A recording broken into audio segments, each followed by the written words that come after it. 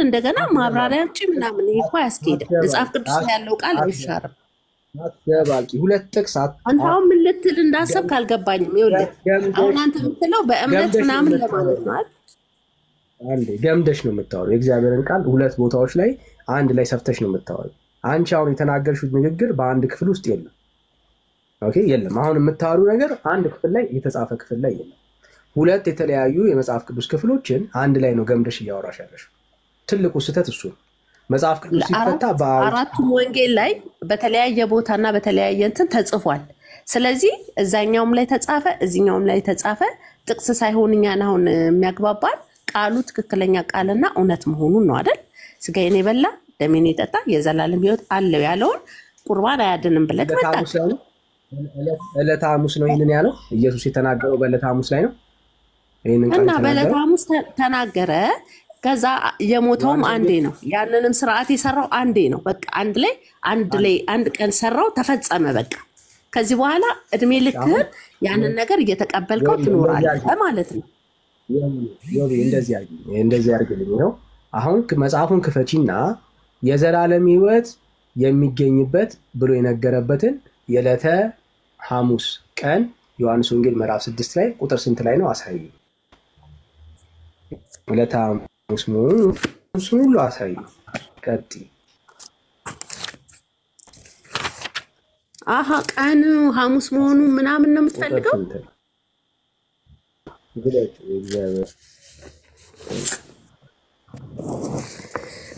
አይ አንተ ትገርማላችሁ በጣም። ይኸውልህ ከቀን አይደለም ችግሩ። ስለዚህ ቀኖቹን እንደዛ የምታረግ ከሆነ ማለት ነው እኔ ፈልጌ ዕለተ ሐሙስ ዕለት ከመሰቀሉ አንድ ቀን በፊት ስለመሆኑ አሳይ። ወላሂ ይኸውልህ ይሄ አይደለም ይሄ ዕውቀት አይደለም። ይኸውልህ ይሄ ቀኑን እንደዚህ ነው ይሄ የሚያድን ነገር አይደለም። እናንተ አሁን ክርስቶስን አምኛለሁ የምትል ከሆነ ቀኑ በዚህ ቀን ተገጣጠመ እንደዚህ ሆነ እያላችሁ አሁን አዳዲስ ትምህርት እያመጣችሁ ነው። ይሄ አይደለም። ሰው ነው ክርስቶስን የምታምነው ከሆነ ተጽፏል አይደል? ያንን ነገር ነው መቀበል ያለብን።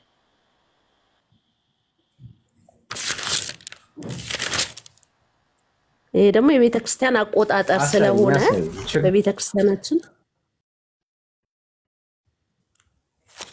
ችግር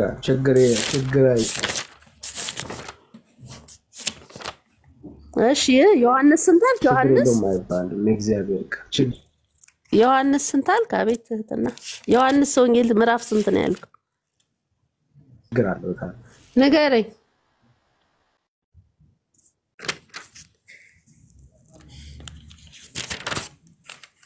6 ቁጥር ስንት?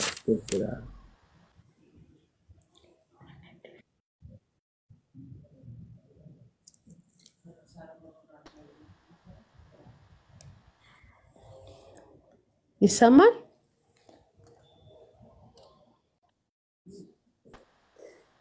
ግድ የለም። ዮሐንስ ወንጌል ምዕራፍ 6 ቁጥር 35 ላይ ኢየሱስም እንዲህ አላቸው፣ የሕይወት እንጀራ እኔ ነኝ፣ ወደ እኔ የሚመጣ ከቶ አይራብም።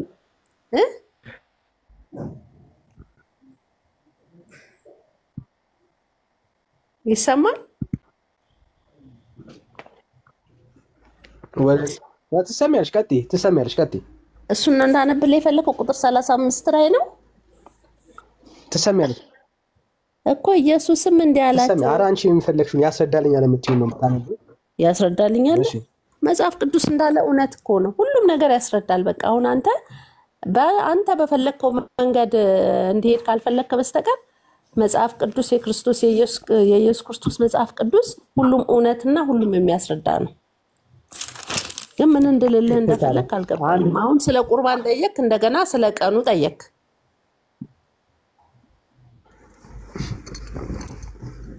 ይኸውልሽ ታለም ቅድም ምናሽን ይሄንን ወንጌላት ይሄንን ቃል ሲናገር ጌታ ሁሉም ቀን ሁሉም ጊዜያቶች ተመሳሳይ ናቸው አልሽ አይደል?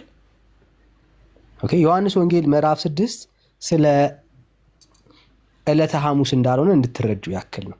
ጌታችን ኢየሱስ ክርስቶስ በዕለተ ሐሙስ ላይ አይደለም ይሄንን የተናገራቸው። ዕለተ ሐሙስ ላይ የተናገረው ለደቀ መዛሙርቱ ነው። ኦኬ በፋሲካ አብረው እራትን ሲቆርሱ ነው። እዚህ ላይ ዮሐንስ ወንጌል ምዕራፍ 6 እኔ የህይወት እንጀራ ነኝ እኔን ብሉኝ እኔን ጠጡኝ ብሎ የተናገረበት ክፍል ለደቀ መዛሙርቱ ሳይሆኑ ኦኬ ታምራትን አይተው ለተከተሉት ነው።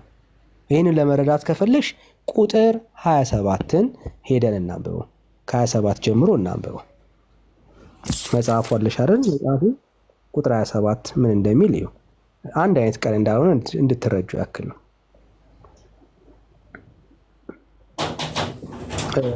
24 ጀምሮ ከ24 ኤግዛክትሊ እሺ ከ25 ኤግዛክት ሐሳቡን እንደማግኘት ከ25 ጀምሮ ምን ይላል?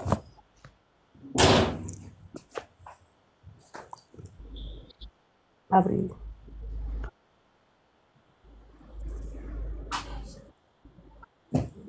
በባህር ማዶም ሲያገኙት መምህር ሆይ ወደዚህ መቼ መጣ እና ይሄ ምን ያስረዳል? እውነት እላችኋለሁ ፈልጉኝ እንጀራን ስላበላኋችሁ ይሄ አይደለም። ይሄ አይገናኝም ከቃሉ ጋር አባ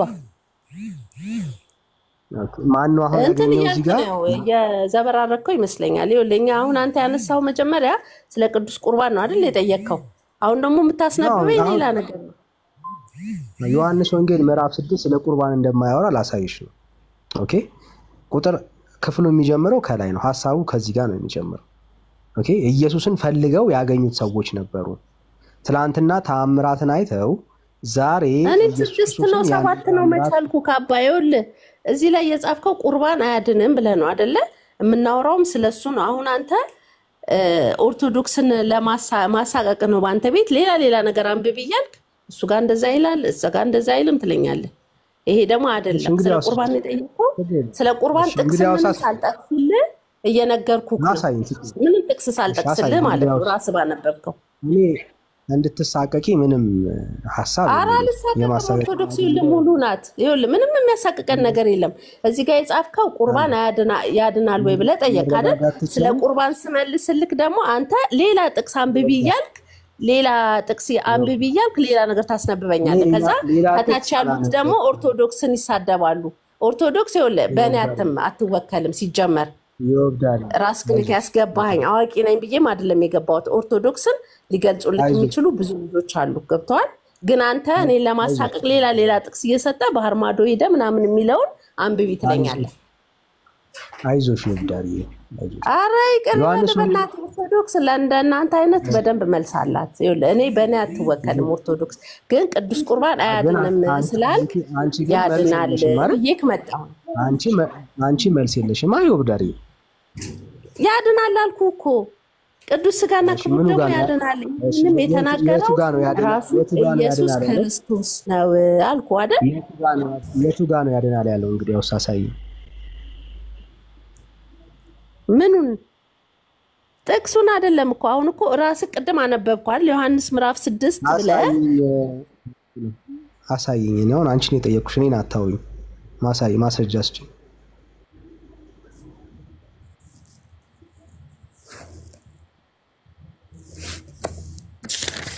አባዩ አሁን ይሄ ጥቅስ ማንበብ ምናምን ሳይሆን እንደሚያድን እኮ ታውቀዋለህ አንተም።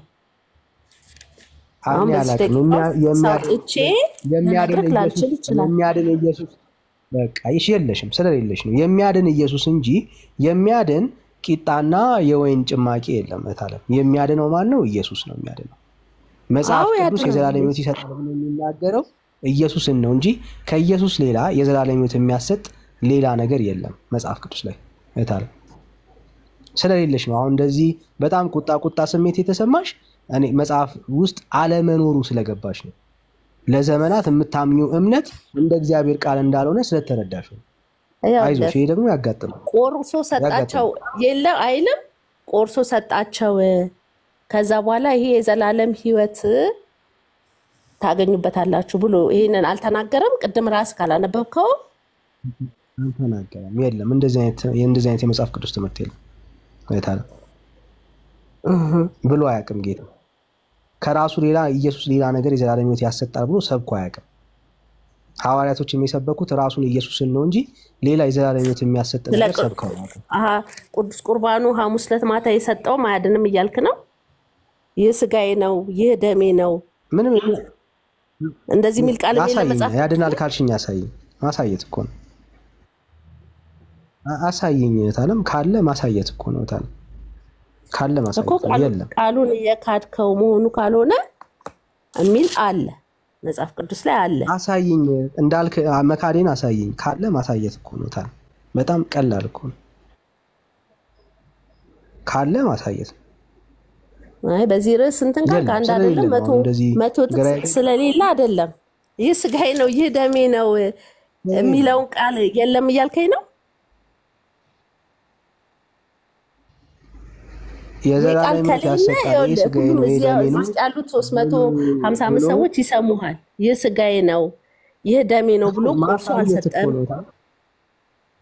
እሺ ቆርሶ ለምን ይሰጣቸው? አይ በቃ ለየካድክ ያለው ራስክ ነው። ይሄ ቃል የለም መጽሐፍ ቅዱስ ላይ ምንድነው ቆርሶ የሰጣቸው? ለምንድን ነው ቆርሶ የሰጣቸው? ምን የዘላለም ሕይወት እንዲያገኙ? አዎ ራሱ እኮ ነው ያለው። ይህን ስጋዬን የበላ የዘላለም ሕይወት አለው አላለም። እንደዚህ ካለ አሳይ። እንደዚህ የሚል ጥቅስ የለም መጽሐፍ ላይ የለም። እሺ ላውጣውና ማለት ነው ከታች ጽፍልሃለሁ። እሺ እንግዲህ አንድ አይደለም 10 እና ከዛ በላይ አስገባሻለሁ። አንቺ ብቻ ግድ የለም ለኔ ብቻ አይደለም። እውነቴን ልንገርሽ ለኔ አይደለም ለራስሽ ራሱ መልሽለት። የሚገርምሽ ነገር አለመኖሩን ስታቂ እኔማ ይኸውልህ ክርስቲያኖች ውስጥ በዚህ በደንብ እንዳልተሰበከ ይገባል።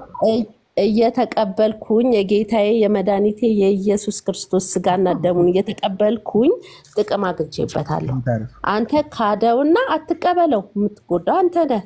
እኔ ግን እየተቀበልኩት ቅዱስ ስጋውና ክቡር ደሙን አምኜ ስለተቀበለው የዘላለም ሕይወት አገኝበታለሁ። አጋንንት ይሸሸኛል። ይሄ ጥቅስ በመጥቀስ እምነትሽ እግዚአብሔር ቃል አይደለም። እምነትሽ እንደ እግዚአብሔር ቃል አይደለም። ማመንሽ አለም ቁም ነገሩ። እምነትሽ እንደ እግዚአብሔር ቃል ነው ወይ ነው? እንደ እግዚአብሔር ቃል አይደለም። አይሽ እንደ እግዚአብሔር ቃል ካላመንሽ ደግሞ ዘላለም እንደኛማ በትክክል የእግዚአብሔርን ቃል በስርዓትም በህይወትም የሚኖረው እንደ ኢትዮጵያ ኦርቶዶክስ ቤተክርስቲያን የለም። ምክንያቱም እናንተው ማስካድ ብቻ ነው እንጂ የእግዚአብሔር ቃል ውስጥ ከሆነ አሳይና ማሳየት እኮ ነው። እምነትሽ እንደ እግዚአብሔር ቃል ከሆነ ደሙን እኮ አንተም ታውቀዋለህ እኮ ቅድም ራስህ ብለዋል። ግን ያንን ቃል ነው እየካድከው ያለው። እኔ አላውቀውም። እስኪ አሳይኝ የታለ ማሳየት ነው እኮ ማሳየት ነው ማሳየት በጉጉት እየጠበቀ ነው እኮ ልውጣና ስላልተዘጋጀሁበት ነው። ግን ተዘጋጅቼበት መጥቼ ተመልሼ እገባለሁኝ፣ አነብልሃለሁ። እሺ አረ በቃ በጉጉት ነው የምንጠብቅ። ዛሬ እቺ ምሽት ያንቺ ቀን ነው የምትሆነው። ሁላችንም በጉጉት ነው የምንጠብቅሽ። ሁሉም ሰው እዚህ ያለ ሰው ሁሉ በጉጉት ነው የሚጠብቅሽ። አዎ አንተም እንትንህን ቀጥል። ችግር የለም እኔ እቀጥላለሁ። ችግር የለም አንቺ ብቻ ይዘሽኝ። ዳጊሻዬ እንኳን ደህና መጣ።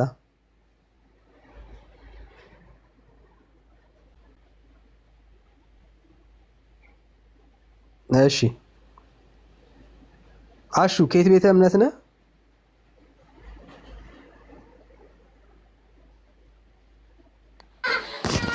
ሰላም ዳኒ ከወንጌል አማኝ ነኝ። ምናልባት ይህንን ቁርባን ስለሚለው ሀሳብ ልጅቷ ጋር ባወራ ደስ ይለኝ ነበረ። ሀሳብ ነበረኝ። ቀጥሉ እስቲ። ቀጥላለሁ። እሺ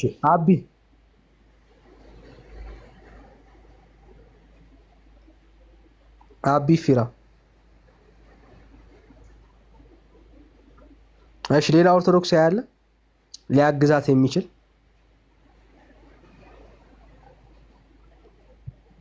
ሌላ ኦርቶዶክሳዊ?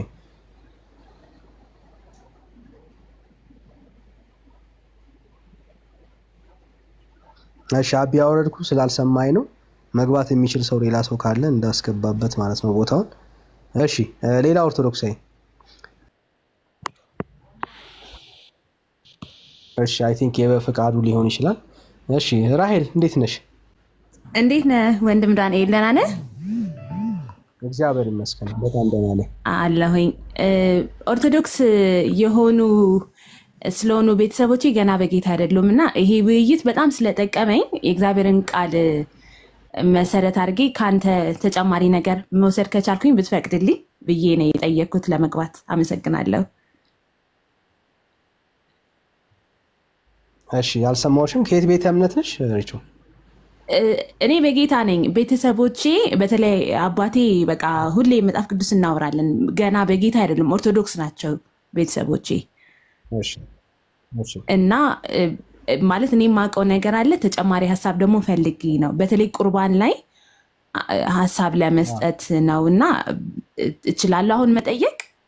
አንድ ጥያቄ አለች ስለ ቁርባን። እሺ አመሰግናለሁ። እሺ ያው ለመመለስ ነው ለነሱና ያው እኔ ማምነው ጌታ ኢየሱስ ክርስቶስ ነው የህይወት እንጀራ፣ ከሱ የጠጣም የዘላለም ህይወት ያገኛል፣ የህይወት እንጀራ ነኝ ብሏል። ቁርባን እና ጥምቀትም ራሱ የምናደርገው አሁን እኔ ማምነው ምንድነው መዳኔን ለመግለጽ ስል ነው። ስጠመቅ በውሃ ጥምቀት ስጠመቅ መንፈስ ቅዱስን ደግሞ በዛው ባቦል መንፈስ ቅዱስ ተጠምቅ ያለሁኝ መንፈስ ቅዱስን እሞላለሁኝ።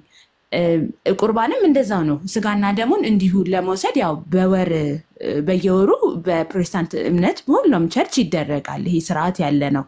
ምናልባት በዚህ አጋጣሚ ሌሎች ኦርቶዶክሶችም እንዲያውቁ እንፈልጋለሁኝ። ላይክ እኛም ፕሮቴስታንቶች እንወስዳለን ቅዱስ ቁርባን በየወሩና መዳኔ ለማሳየት ነው አይደለ? ሁለቱን ነገሮች ለመዳኔ ኮንፈርሜሽን ሲምቦል ነው አይደለ? እነዚህ ሁለቱ ነገሮች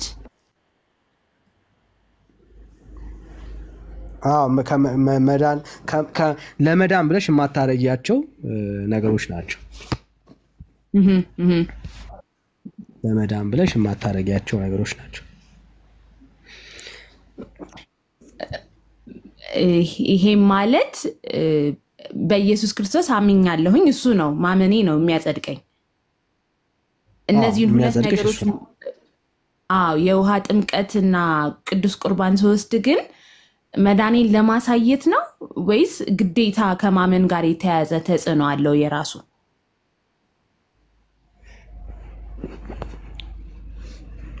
እኮ አሁን ሰው የጌታን ስጋና ደም የሚበላው ይህንን በበላን ጊዜ ሞትና ትንሣኤውን ምን እናደርጋለን? እንናገራለን፣ እንመሰክራለን። ከክርስቶስ ኢየሱስ ጋራ የክርስቶስ ኢየሱስን ምንድነን ምስክሮች ነን። ምንድነው እሱ? ይሄ ስለኛ የሚፈሰው የአዲስ ኪዳን ደማችን እንደሆነ የክርስቶስ ኢየሱስ የፈሰሰ ስጋውም የተቆረሰው ለኛ እንደሆነ ለዓለም እንናገራለን፣ እናውጃለን። ምክንያቱም ለመታሰቢያ አድርጉት ነው የሚለው። ያንን ነገር ለመታሰቢያ እናደርጋለን። ለክርስቶስ ኢየሱስ ለኛ ያደረገው የከፈለው ዋጋ ስለሆነ ማለት ነው። የትኛው ስራው?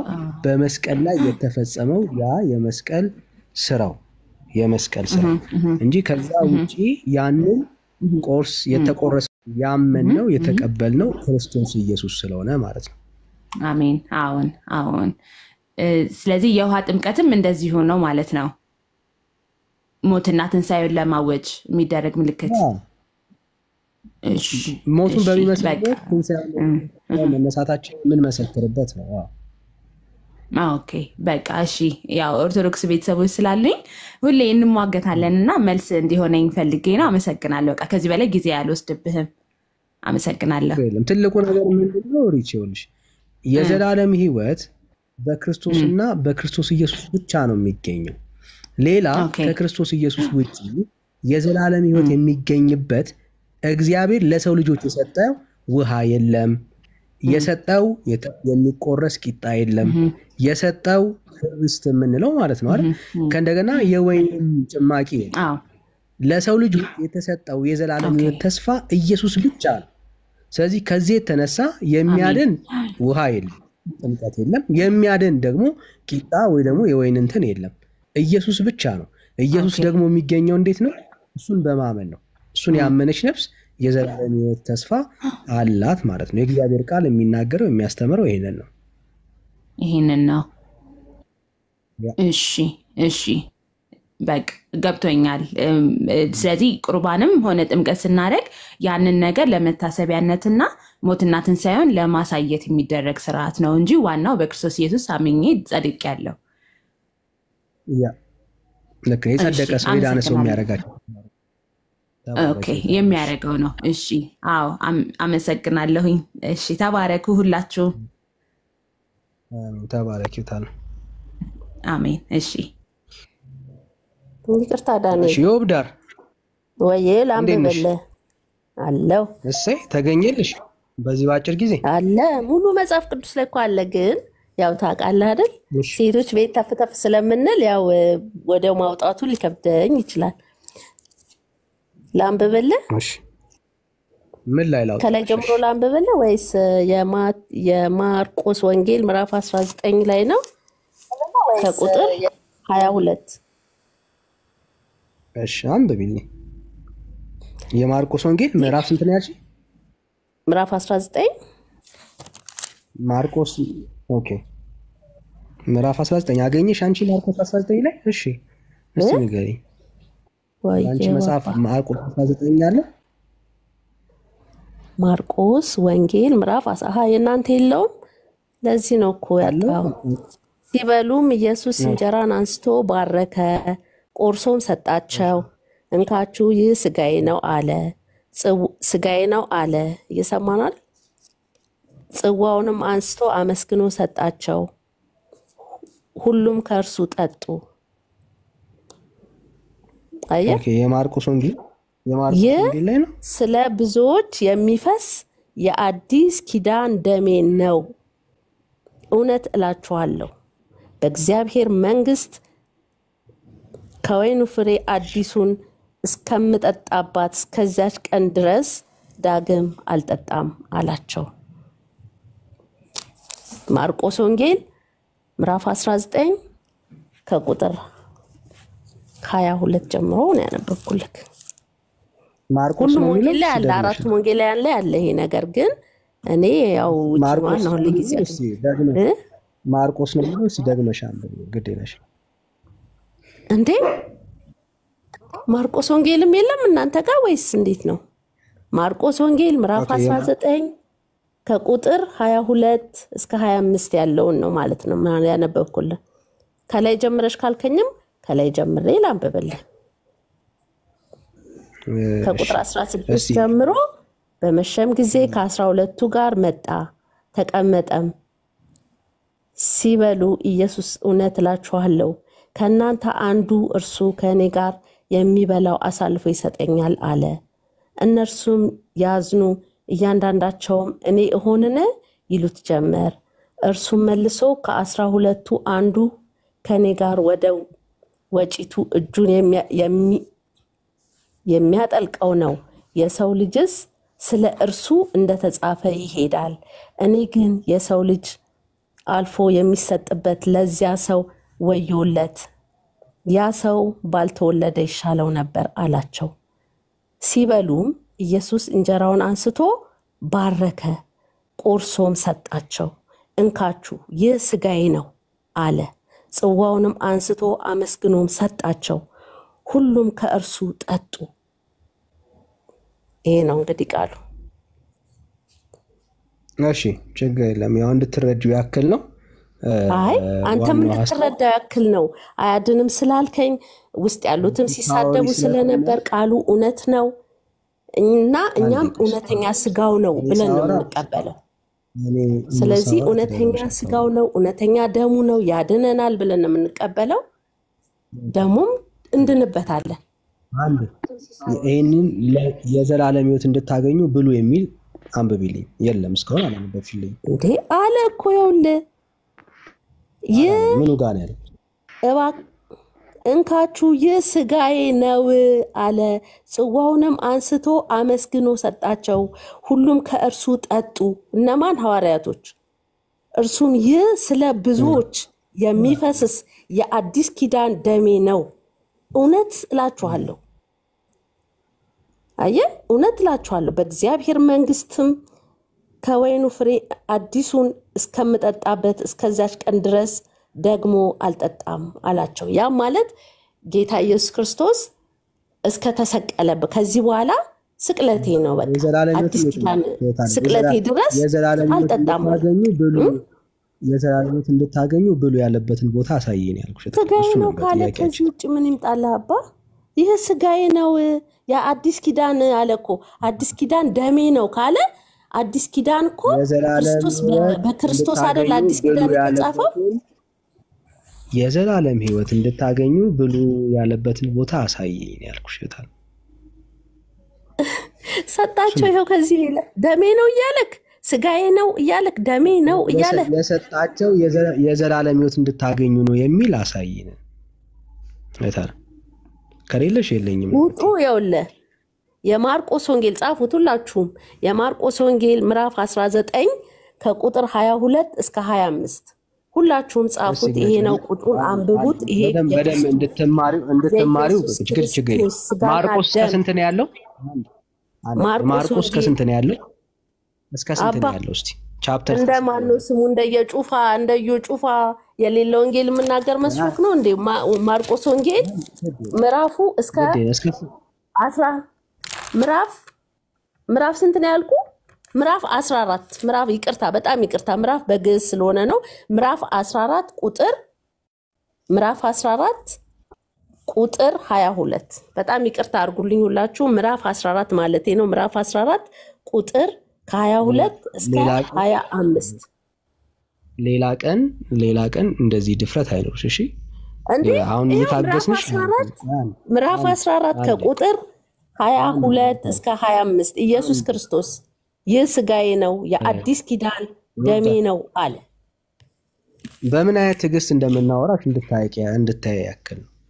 ኦኬ ያ ከቅድም ጀምሮ ማርቆስ 19 እያልሽ ነበር ስታወሪ ነበር። ማርቆስ 14 አዎ ተረጋጊ። እሺታለ ኦኬ በትዕግስት ነው የምናወራው። አይሽ እንደዚህ ነው የምንታገሰው። ኦኬ ያሌለ መጽሐፍ እያወራሽ ያውም ለመሳደብ ትሞክሪያለሽ። የሌለ አሁን አንቺ ጋር ማያወራ አገልጋይ እየጠቀሽ ሁላ ለመሳደብ አትሞክሪ። ሌላ ቀን ትምህርት ይሁንሽ። እሺ በስተትሽ ሰውን አትሳደቢ። ስተትሽን እኛ ታግሰን እየሰማንሽ ነበር። ሐሳብሽን ለመመለስ በጣም ይቅርታ። ያው ግዕዝ ቁጥር ብዙ ጊዜ እንትን ስለሆነ ነው። በጣም ይቅርታ። ማርቆስ 14 ይቅርታሽን ተቀበለናል። ችግር የለም። አሁን የጠየቅንሽ ጥያቄ ምንድን ነው? የጠየቅንሽ ጥያቄ ይሄንን ብሉና የዘላለም ሕይወት ታገኛላችሁ የሚል ማስረጃ አለሽ ወይስ የለሽም? ነገርኩ። ይሄ አዲስ ኪዳን ደሜ ነው ብሏል። አለሽ ወይስ የለሽም?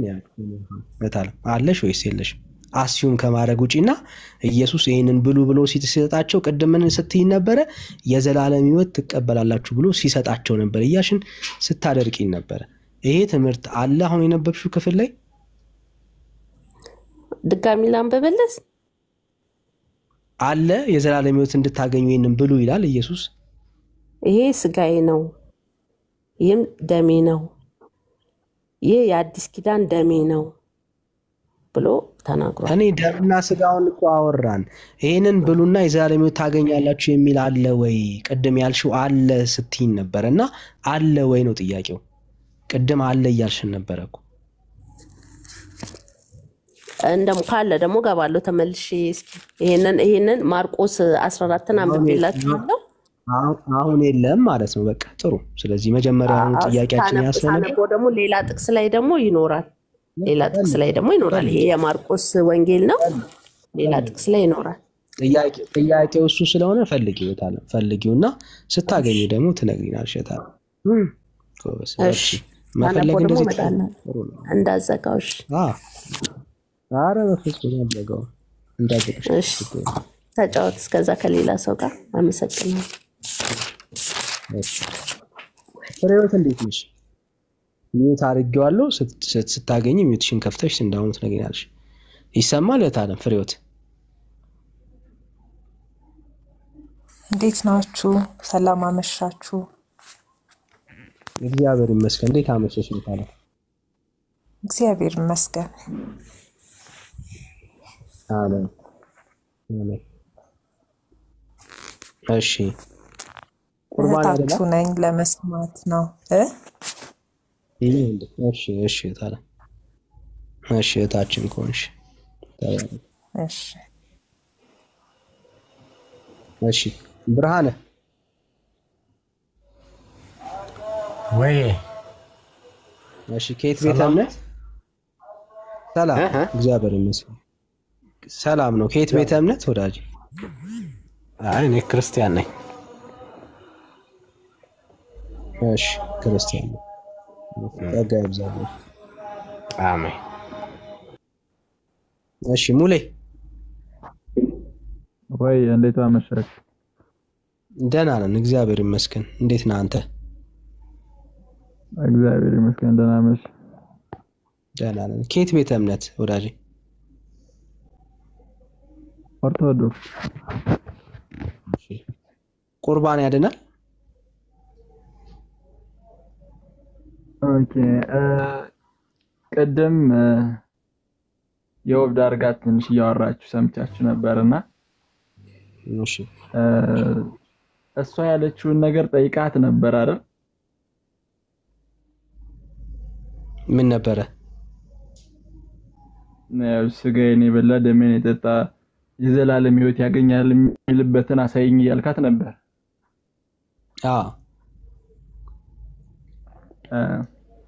ዮሐንስ 6:54 ላይ ያለውን መቼም ታውቀዋለህ ብዬ አስባለሁ። እሺ እንዴት እሱን ሳታየው ቀርተህ ነው የጠየካት ለማለት ነው? እሱ እዛ ጋር ስጋዬን የበላ ደሜን የጠጣ የሚለው እሱ ስለ የትኛው ስጋና ደም ነው የሚያወራው? ኦኬ ከዛ መጀመሪያ ማርቆስ 19 ላይ እሷ ያነበበችልህ ስለ የትኛው ስጋና ደም ነበር? ማለት ስለሚሰጣቸው ቂጣና ስለሚሰጣቸው የወይን ነበር እንዴ? እኮ ያው የጠየቅኩን ጥያቄ ይመልስልኝና ከዛ እናወራለን። ችግር የለም። ግራ የገባን ነገር ልናወራ እንችላለን። ኦኬ አይ ማርቆስ 19 ላይ ያወራቸው ይህ ስጋዬ ነው አንዱን ጥቀስ። አሁን ደግሞ የጠቀስኩ ማርቆስ 19 የሚባል የለም ሲጀምር ተሳስታ ነው። አሁንም አንተም እየተሳሳትክ ነው። ማርቆስ 19 ክፍል የለም። ሶሪ ይቅርታ። እሺ ደከና አይ 14 ልል ነው። እሺ የዘላለም ሕይወት ይሰጣል የተባለበት ክፍል አለ? ካለ አሳየኝ። ስለሱ ክፍል እናውራ። የትኛው ነው? ማርቆስ ላይ የጠቀስከው ክፍል የዘላለም ሕይወት የሚል አለው? ሐሳብ አለው? አባ ይቅርታ እኔ ላንብብልህ። ዳኒ አግኝቼዋለሁ ጥቅሱ። ወይ አንዴ ከሌላ ሰው ጋር ጀምሬያለሁ። ወደ አንቺ ደግሞ እመጣለሁ። ችግር የለም እመጣለሁ ወደ አንቺ። ኦኬ መጀመሪያ ማርቆስ ላይ ሲያወራላ ወይም አንዱን ጥቀስና እናውራሽ። ችግር የለም። መጀመሪያ ሁለቱም ጋር የሚያነሳው ሐሳብ ይህ ስጋዬ ነው ይህ ደግሞ ደሜ ነው ብሎ የሚነግራቸው የሰጣቸው አንዱን ጥቀስ። የዘላለም ሕይወት የሚገኝበት የምትለው የትኛውን ነው ወዳጅ? አንዱን ጥቀስ። አንዱን ምረጥ እስኪ። ግልጽ አድርግልኝ ጥያቄ። አንዱን የዘላለም ሕይወት ይሄንን ብሉና የዘላለም ሕይወት ታገኛላችሁ ያለበትን ቦታ አንዱን ጥቀስ። አንዱን ምረጥ። የትኛውን ነው የምታወራው? ዮሐንስ 6 ላይ የነገራቸው ይህ ስጋዬን የበላ ደሜንም የጠጣ የዘላለም ሕይወት ይኖረዋል እኔም አስነሳዋለሁ ይላል፣ በኋለኛው ቀን አስነሳዋለሁ ይላል አይደለ? እሱ የትኛውን ስጋና የትኛውን ደም ነው ብለህ ካሰብክ መጽሐፍ ቅዱስ ላይ መቼስ እንደዚህ ብሎ የሚገልጽ ቃል የለም። ይህንን ለማሳየት ደግሞ ስጋውና ደሙን ደግሞ ለሐዋርያቶቹ ይህ ስጋዬ ነው ይህ ደግሞ ደሜ ነው ብሎ በአመስሎ ሰጥቷቸዋል። እና ያንንና ይሄ ተመሳሳይ ነው። ስጋዬና አትዝለን። እንደሱ የእግዚአብሔር ቃል አይፈታም። እንደሱ አይፈታም። ዮሐንስ ወንጌል ምዕራፍ 6 ላይ የጠቀስከው ስጋና ደም ብለህ የምታወራው ክርስቶስ ኢየሱስ ስለምንድን ነው እያወራ ያለው? ቆርሶ ስለሚሰጣቸው ቂጣ ነው እየተናገረ ያለው? እንደዛ ነው እያልከኝ ያለው? አይደለም። ዮሐንስ ወንጌል ምዕራፍ 6 ላይ ቆይ ብራዘር፣ ዮሐንስ ወንጌል ምዕራፍ 6 ላይ ቆርሶ የሰጣቸው እንጀራ አለ? የለም። እሺ ዮሐንስ ወንጌል ምዕራፍ 6 ላይ ያለው የሕይወት እንጀራና መጠጥ እንዴት ነው የሚበላው? እስቲ ያሳየኝ። እሺ እሱን የሚበላውን ያሳየ ደግሞ ወደ ማርቆስ ላይ ቀድሞ የተናገረውን ነው። እዚህ ላይ ዮሐንስ ወንጌል ምዕራፍ 6 ላይ ያለው የሕይወት እንጀራ እንዴት ነው የሚበላው ብራዘር እሱን የጠየቀው የሚበላው ልክ ዮሐንስ ማን ነው ማርቆስ ላይ እንደተናገረው ይህ ስጋዬ ነው ይህ ደግሞ ደሜ ነው ብሎ የሰጣቸው ልክ እንደዛ ነው የሚበላው። ሚንስ ምን ማለት ነው? አሳየኝ ከዮሐንስ ወንጌል ምዕራፍ 6 ላይ እንደሱ እንደሚበላ አሳየኝ። ግድ የለም አሳየኝ በል። እሺ ልጅ እናዳምጠኝ። አይ አሳየኝ ብራዘር አሳየኝ። ምን አይደለም መጀመሪያ እና ታዲያ ይሄንን በአፍ እንደሚበላ በአፍ እንደሚጠጣ አሳየኝ የህይወት እንጀራ። ቀጥል እየጠበቅኩ ነው። እሺ እሱን አሳያለሁ። መጀመሪያ ግን አንተ የዮሐንስ ላይና የማርቆስ 14 መጀመሪያ የሚባል ታሪክ ብራዘር ቀጥል ንገረኝ። አይ አንተ ስላልተረዳው ብራዘር እስኪ አንዳንድ ጥያቄ አንተምና ከዛ አንተ እንትላለህ ትንሽ ቅድም ታረጋግጠን ነው የምናዳምጠው ስትል ነበር። ወዳጅ አሁን ስትጠየቅ መልስ የለኝም ብለህ ከዛ አስረዳሃለሁ። ችግር የለም የፈለግከውን ጥያቄ ትጠይቀኛለህ። መልስ እንዳለው ሰው ግን ጥያቄ አትጠይቅ። አሁን የጠየቅኩን ጥያቄ መጀመሪያ አሳየኝ። ዮሐንስ ወንጌል ምዕራፍ 6 ላይ የጠቀስከው የህይወት እንጀራ በአፍና እንግዲህ በመብላት በአፍ በመጠጣት እንደሚገኝ የሚያስረዳ ከሆነ አሳየኝ ወንድም። ዮሐንስ 6 ላይ ስጋዬና ደሜ ብሎ የህይወት እንጀራ ይሰጣን ያለው እንደሚበላና እንደሚጠጣ የሚያሳይ ማርቆስ 14 ላይ ያለው ዮሐንስ ወንጌል ምዕራፍ 6 ላይ የለም እያልከኝ ያለው እንዴት እንደሚበላ እንዴት እንደሚጠጣ እሱን ማርቆስ 16 ላይ ያለው እንደሚበላና እንደሚጠጣ ዮሐንስ 6 ላይ እየተናገረው ማርቆስ 14 ላይ ያለውን አሳየ ማለት ነው። ማርቆስ 14 ላይ ማስረዳው ከሆነ አንተ ምንድነው የምትፈልገው? ዮሐንስ 6 ላይ ስጋዬን የበላስ ደሜን የጠጣ የሚል ካለ ይህ ስጋዬ ነው ይህ ደሜ ነው ብሎ ደግሞ ማርቆስ 14 እንሄዳለን። ማርቆስ 14 ላይ የምትፈልገው ሐሳብ ካለ ሄደን እናያለን። ችግር የለም። የምትፈልገው ክፍል ላይ ሄደን እናያለን። አሁን የጠየቁ ዮሐንስ ወንጌል ምዕራፍ 6 ላይ ያለው የህይወት እንጀራና የህይወት መጠጥ በአፍ እንደሚበላና በአፍ እንደሚጠጣ አሳየኝ ያልኩ ካለ ከሌለ የለኝም ብለህ ማርቆስ ላይ ነው 14 ላይ ሂድና ማርቆስ 14 ላይ ሂድና ይህ ስጋዬ ነው ይህ ደግሞ ደሜ ነው ብሎ ሰጣቸው። ይህ ደሜ ነው ይህ ስጋዬ ያላቸውን በአፍና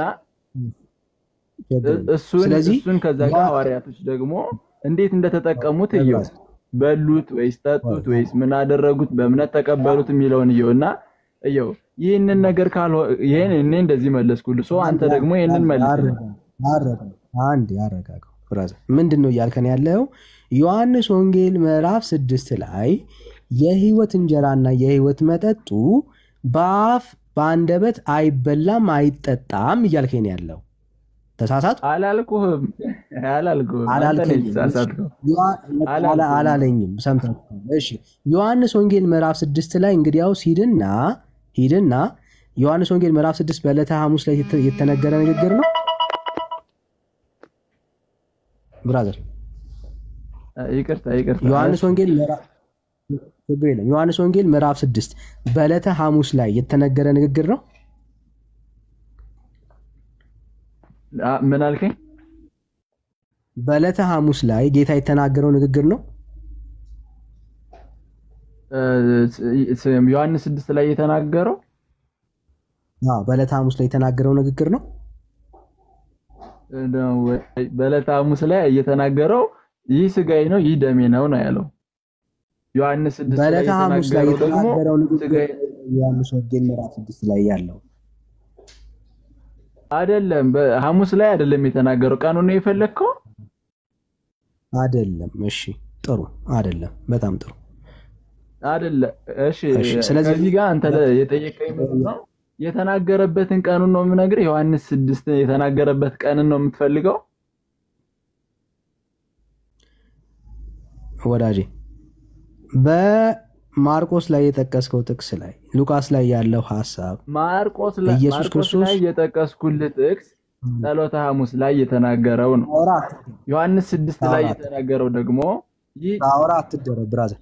እሺ ሳውራ አትደረብ። እኔ ማውራት ጀምሬያለሁ ማለት አንተ እንድትሰማ ማለት ብራዘር።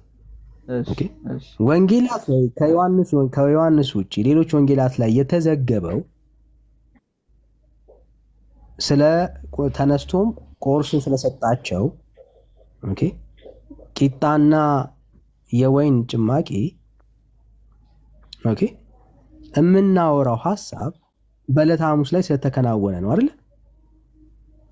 አለቀ። ዕለተ ሐሙስ ላይ ከመሰቀሉ አንድ ቀን በፊት ያለውን ስርዓት ነው የሚያሳየን። ዮሐንስ ወንጌል ምዕራፍ 6 ላይ ጌታችን ኢየሱስ ክርስቶስ የሕይወት እንጀራ እኔ ነኝ እኔም ብሉኝ ደግሞም የሕይወት መጠጥ እንደሆነ ክርስቶስ የተናገረበት ሐሳብ ከመሰቀሉ ከአንድ ቀን በፊት ነው ወይ ካለን አይደለም። ኦኬ ተደራሲያኖቹስ አንድ ናቸው ወይ? ኢየሱስ ክርስቶስ እየተናገረ የነበረው ለማን ነው ካልን ዮሐንስ ወንጌል ምዕራፍ 6 ላይ እየተናገረ ያለው ጌታችን ኢየሱስ ክርስቶስ ለሕዝቡ ነው፣ ለደቀ መዛሙርቱ አይደለም። እያወራቸው ያለው ትላንትና ተአምራትን አይተው ለተከተሉት ሰዎች ነው ኦኬ እንጂ በክርስቶስ ኢየሱስ ላመኑ ሰዎች አይደለም። እንሞካከር ሞክራል በማመን ስለሚገኘው ሕይወት ነው እየተናገረ ያለው ዮሐንስ ወንጌል ምዕራፍ 6 ላይ ያወራ ያለው ኦኬ። ዕለተ ሐሙስን ግን አይተን የምናወራው አንዴ አትደረብ ብራዘር አትደረብ ዮሐንስ ሌሎች ወንጌላት ላይ እንዳትረሳው ነው። እሺ ብራዘር አንዴ ሚውት አድርግ።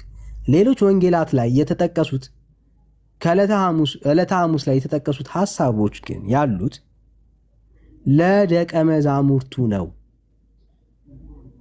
ምን ላረጉ?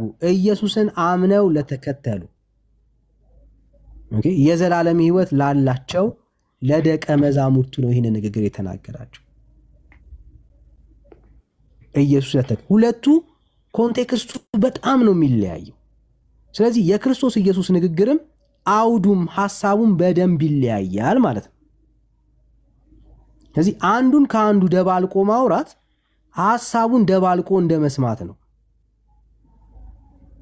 ስለዚህ አንዱን ጥቀሱና አውሩ ምንለው ለዚህ ነው፣ አውዱን እንድትረዱት ማለት ነው።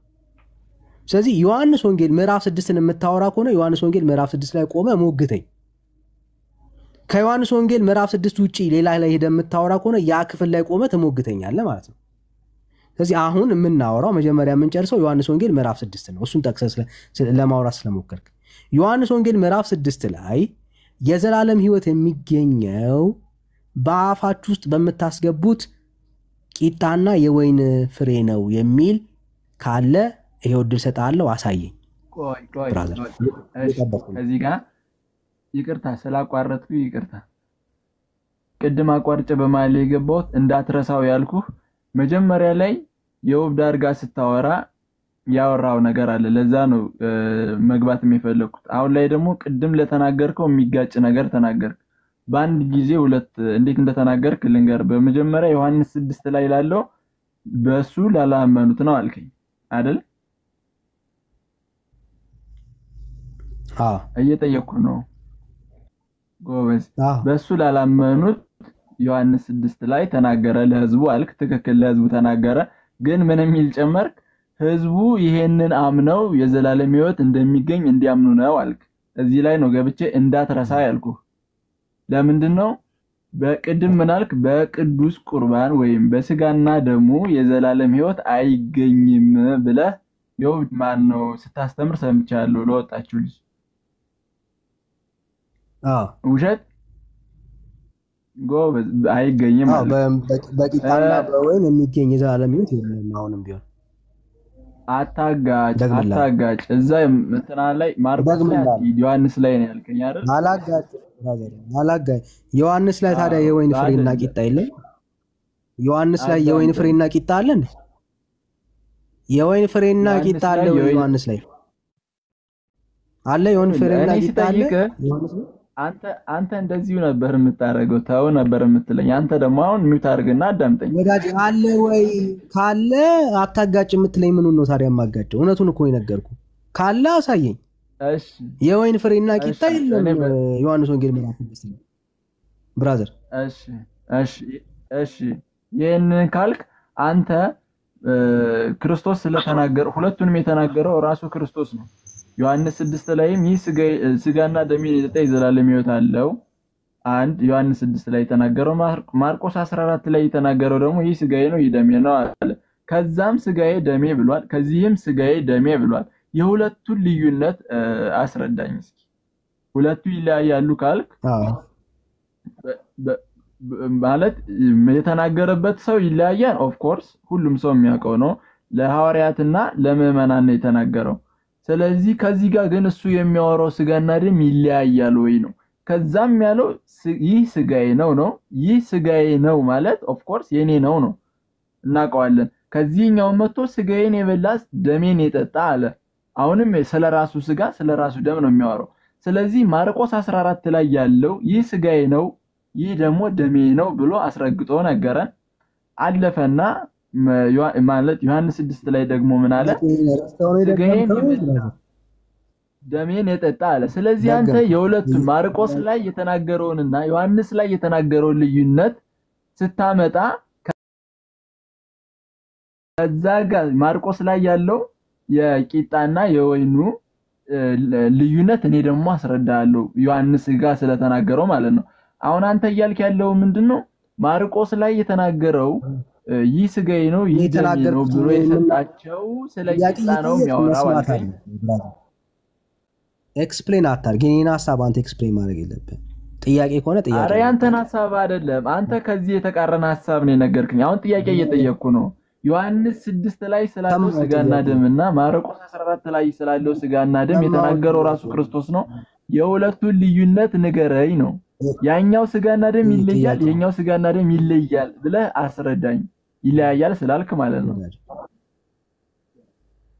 ወዳጅ አሁን የዘላለም ሕይወት የሚያሰጠው ዮሐንስ ወንጌል ምዕራፍ 6 ላይ ልታሳየኝ ስላልቻልክ ነው ሌላ መሄድ የፈለከው።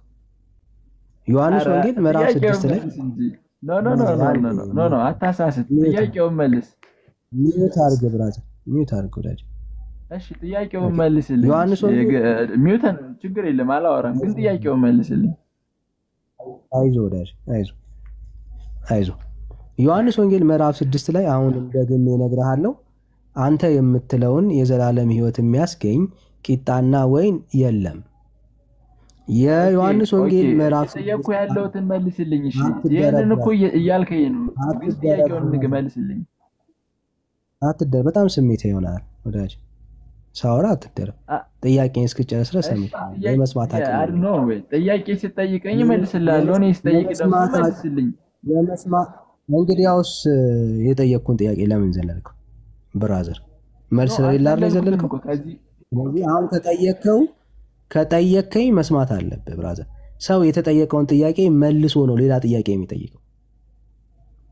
ኦኬ ዮሐንስ ወንጌል ላይ ምዕራፍ 6 ላይ የዘላለም ሕይወት ታገኛላችሁ የተባለበት አለ። ይህ ታገኛላችሁ የተባለው የዘላለም ሕይወትን የሚሰጠው የጌታ አማናዊው ስጋ አማናዊ ደሙ። ኦኬ ሰው እንዴት ነው የሚቀበለው እንዴት ነው የሚበላው ካልን በእምነት ነው። አለቀ። ምን ማለት ነው?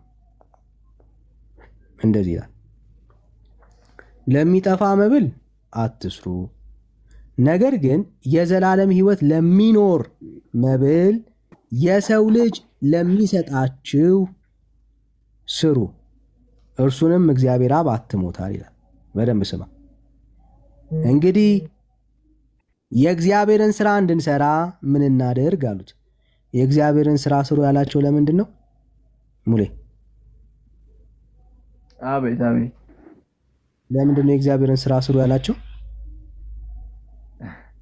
ጥያቄውን ዘለ ሌላ ቦታ ይላል የማይገናኝ ቦታ ጋር እና ምን እንደምትል አልገባኝ። ዮሐንስ ወንጌል ምዕራፍ 6ን እያስረዳው ነው ያለሁት። አይዞህ ወዳጄ በርታ በል። ጥያቄውን ትተው እኮ ነው እያስረዳኝ ያለው። ዮሐንስ ወንጌል ምዕራፍ 6 እና የጠቀስከው የማርቆስ ወንጌል ምዕራፍ 14 ላይ ያለውን ሐሳብ ነው እያወራን ያለን። ሌላ የትም ማለት ነው። ዮሐንስ ወንጌል ምዕራፍ እያስረዳው ነው። ለኔ ንገረኝ። ሊዘጋብኝ ስለሆነ አንብቤ ልሉታ ወይስ?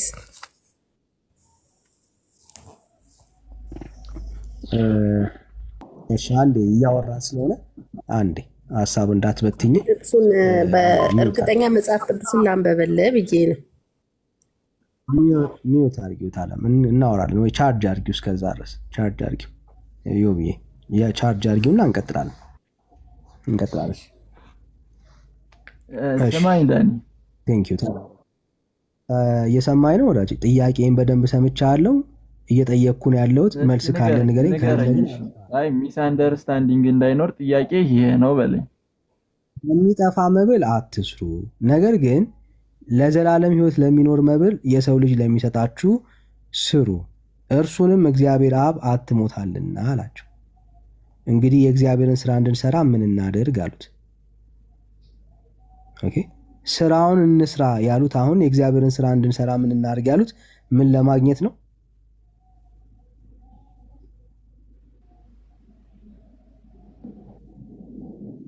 እየጠበቅኩ ነው።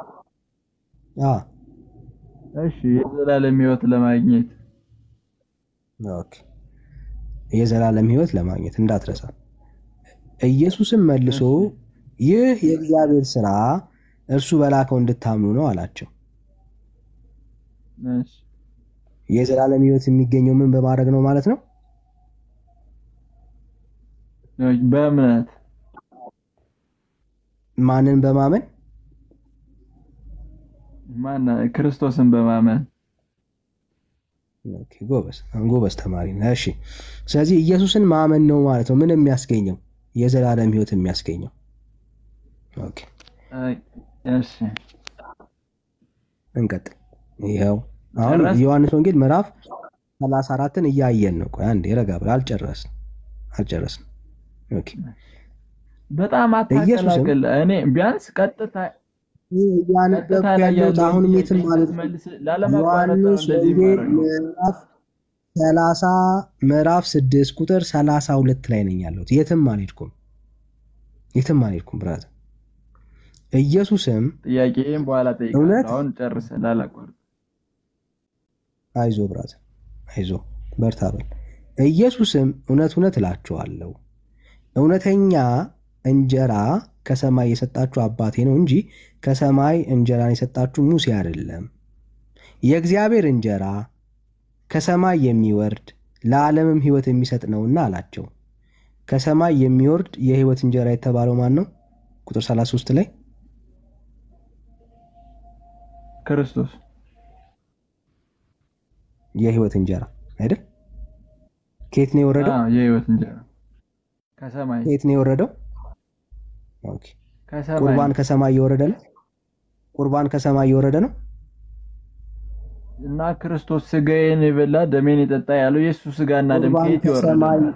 ቁርባን ከሰማይ የወረደ ነው ወይ? ቁርባንን እያስረዳኝ እኮ አይደለም። አሁን እያስረዳኝ ያለው ሌላ ነገር ነው። ቁርባን ከሰማይ የወረደ ነው ወይ? ክርስቶስ ከሰማይ የወረደ ነው ወይ? የትኛው ቁርባን ነው ከሰማይ የሚወርደው? የትኛው ነው ያልወረደው? የትኛው ነው የወረደው? እስኪ መልስልኝ አንተ። ያ ቆርሶ የሰጣቸው ቂጣና የወይን ፍሬው ዳግም እስከ መጠረስ አልበላም ያለው የወይኑ ፍሬና ቆርሶ የሰጣቸው ቂጣ የምን ምሳሌ ነበር? አይዞ ወራጅ ኧረ ራስህ አይዞ። ተቀብያለሁ፣ ያንተን ተቀብያለሁ። ከሰማይ የወረደ ነው ወይ ነው ጥያቄው? ቁርባን ያልከው አንተ ቂጣውንና ወይኑን ነው? ከሰማይ የወረደ ነው ወይ? ቂጣውና ወይኑን ነው ወይ እያልኩህ እኮ ነው። ነው ካልካው አይደለም፣ ካልክ ደግሞ አይደለም እላለሁ። እሺ በቃ አታውቀውም አልፌያለሁ፣ ችግር የለም። እሺ ቁጥር 34 ላይ በደንብ ስማኝ። ስለዚህ ጌታ ሆይ ይህንን እንጀራ ዘወትር ስጠን አሉት። የትኛውን እንጀራ?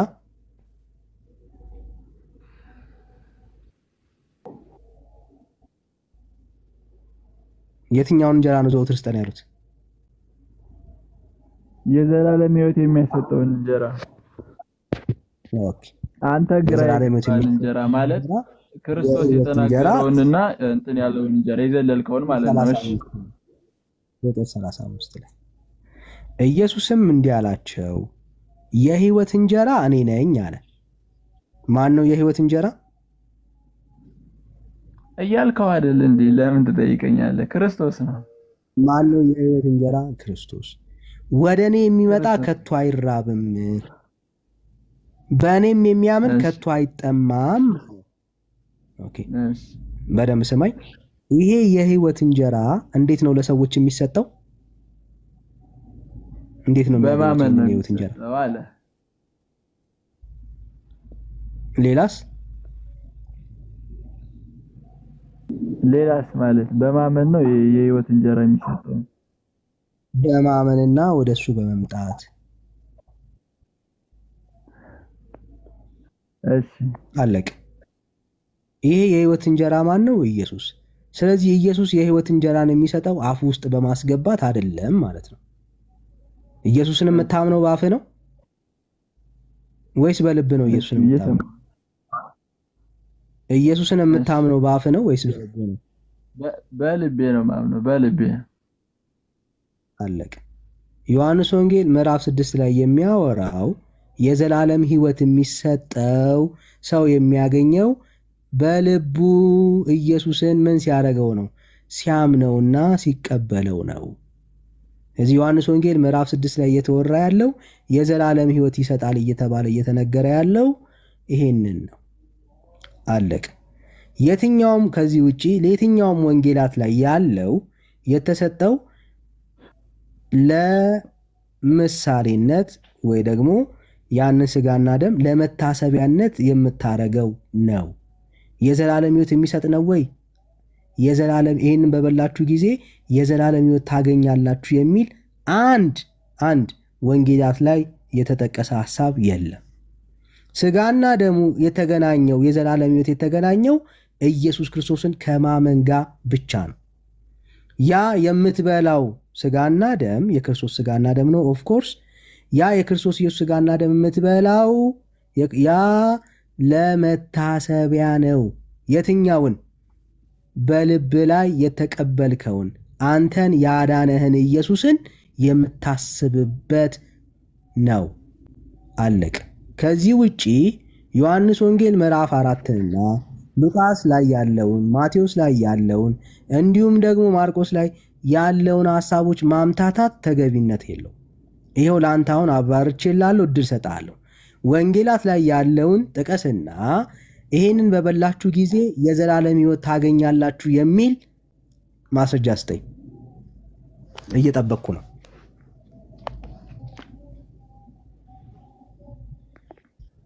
እሺ አሁን ደግሞ ወደ ቅድም ወደ ጠየቅኩ ማለት ወደ አልመለስክልኝ ጥያቄ ተመለስና ያንን ነገር ማስረጃ ነው እየጠበቅኩ ያሉት ወዳጅ፣ ማስረጃ ነው እየጠበቅኩ ያሉት። ስጋዬን የበላ ደሜን የጠጣ የዘላለም ህይወት አለው የሚለውን ነው ማሳየት። ብራዘር ማስረጃ የጠየቅኩ ወንጌላት ላይ ጥቀስና የማርቆስን ከፈለክ ሉቃስን ከፈለክ ማቴዎስን ጠቅሰ አሳየኝ በል። ቀጥል፣ እየጠበቅኩ ነው ያለው። የዘላለም ህይወት ታገኛላችሁ የሚል አሳየኝ። ማርቆስ 14 የዘላለም ህይወት ታገኛላችሁ የበላ ደሜን የጠጣ የሚል ቁጥር ስንት ነው? ማርቆስ 14 ቁጥር ስንት ነው? ይህ ስጋዬ ነው የሚለው ቁጥር ስንት? ቁጥሩን አታውቀውም? ቁጥር ስንት? ብራዘር ስሜት ያለው ይህ ስጋዬ ነው ይህ እንትኔ ነው የሚለው እንደዚህ አይነት የለም። የዘላለም ህይወት ያሰጣል የሚል የለም ብራዘር። እኔ አላውቅም። ክፈቱ። ኖ ችግር የለም። አሁን ደግሞ ለኔ እድል ስጠኝ። አንተ ጠየቅ፣ ደግሞ እኔ ልመልስልህ እኮ። እንድትመልስልኝ ነው እየጠበቅኩ ያለሁት። ቁጥር ስንት ላይ ወራጅ? ኦኬ የማርቆስ ላይ 14 ላይ ያለው ይህ ስጋዬ ነው ይህ ደሜ ነው የሚለው ሐሙስ ላይ የተናገረው ቁጥር ስንት ወዳጄ? የኔ ወንድም እየጠበቅኩ ነው ያለሁት። ቁጥር ስንት? ቅድም ቁጥሩን የወብዳ አድርጋ የነገረች ቁጥሩን ማለት ነው። አይ ቲንክ ቁጥሩን በደንብ እንተናላ አውጣ ጸሎተ ሐሙስ ላይ የተናገረው ምዕራፍ 14 ላይ ቴክ ዩር ታይም ብራዘር፣ ቴክ ዩር ታይም አውጣውና ንገረኝ። እሺ ፈልገው ወዳጅ።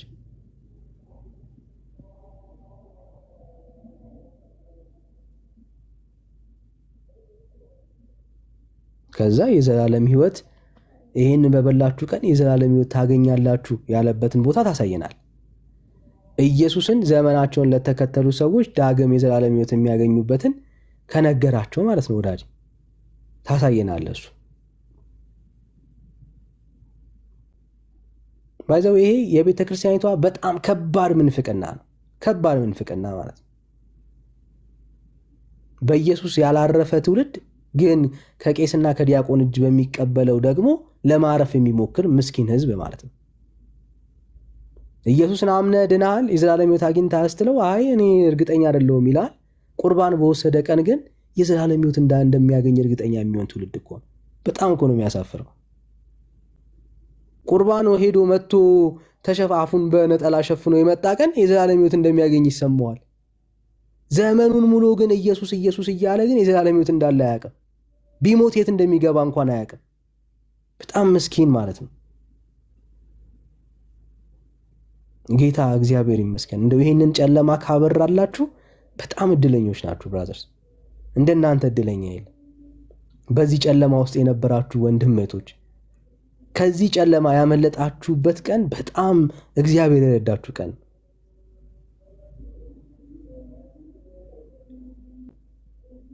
እግዚአብሔር እኮ ነው የገላገለን። እኛ ኢየሱስን በልተን ጠጥተን ሕይወት እንዳለን እርግጠኞች ነን። ነገር ዛሬ ብንሞት የት እንደምንሄድ እናውቃለን። እርግጠኞች ነን። ለምን? እሱን የበላ እሱን የጠጣ የዘላለም ሕይወት እንዳለው መጽሐፉ ስለሚናገር እኮ ነው። ነገር ጌታ እንዴት እንዳሳረፈን ገና ከቄስ እጅ የሆነ ቀን እድሜ ሲቆጥር የሆነ ደረጃ ላይ ደርሰ ምናምን ከቄስ እጅ ተቀብለ የዘላለም ሕይወት ተስፋን ኮንፊርም አታረግም።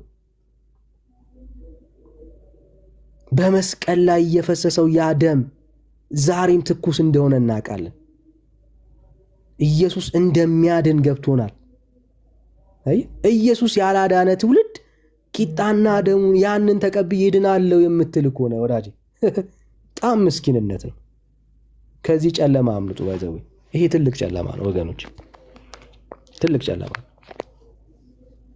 መጽሐፍ ቅዱስ እንዴት ነው የተጻፈው? ሜታፎር የሚባል አጻጻፍ ስታይል አለ። ኢየሱስ ክርስቶስ በጣም ይጠቀመዋል ይሄንን። ለምሳሌ እኔ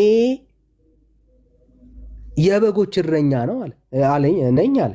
ኢየሱስ የበጎች እረኛ ነው ማለት ነው? ዳይሬክት ይወሰዳል? አይወሰድም ብራዘርስ፣ አይወሰድም። የበጎች እረኛ ባየ ቁጥር ኢየሱስ አትልም። ሊትራሊ ኢየሱስ የበጎች እረኛ ነው ማለት አይደለም።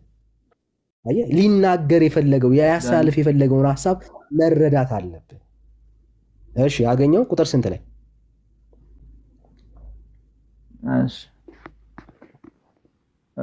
22 ላይ ከአንድ ማለት ነው። እንዲያው ቁጥር እኮ እናንተ ተሻሉ ነበረ ከኛ አይደል? ቁጥሩ ላይ ጎበዝ ነበራችሁ። ከ12ቱ አንዱ ከኔ ጋራ ቁጥሩ ላይ ወደ ወጭቱ አይ ቁጥሩ መጀመሪያ ለጠየቀኝ መለስ። አሁን ደግሞ እኔ ላውራ፣ አንተም ደግሞ አትለጠፍ ዳኒ። ስርዓት ይዘህ አውራ። ቁጥር 20 እና 21 ይሄው እያነበብኩልህ ነው። በደንብ ስማ። ቁጥር 20 እና 21 አልከን፣ ስሙት። እርሱም መልሶ ከ12ቱ አንዱ ከኔ ጋራ ወደ ወጪቱ እጁን የሚያጠልቀው ነው። የሰው ልጅስ ስለ እርሱ እንደተጻፈ ይሄዳል። ነገር ግን የሰው ልጅ አሳልፎ ለሚሰጥበት ለዚያ ሰው ወዮለት። ያ ሰው ባልተወለደ ይሻለው ነበር አላቸው ይላል። ሌላ ቁጥር አለ ምናነብልህ? እሺ እኔ ማንበብ እችላለሁ እኮ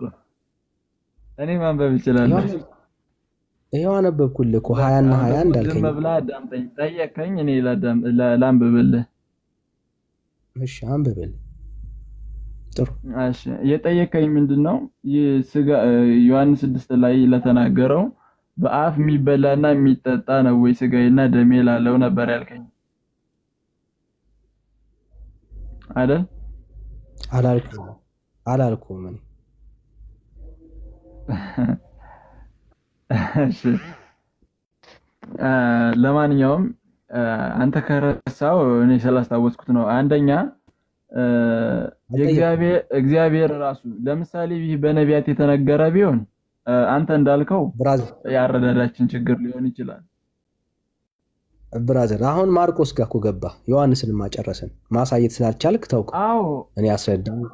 አሁን የማርቆስ 14 ላይ የዘላለም ሕይወት የሚገኘው በመብላትና በመጠጣት ነው የሚል አሳየን ነው እያልን ያለ ነው። እሺ እሱን እኮ ልነግርህ ነው። ምን አለ ባታቋርጠኝ።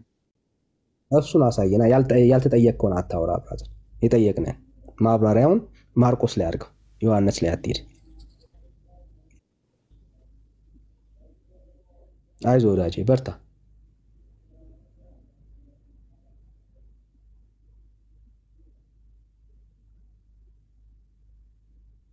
ብራዘር በርታ በል ና እንጂ።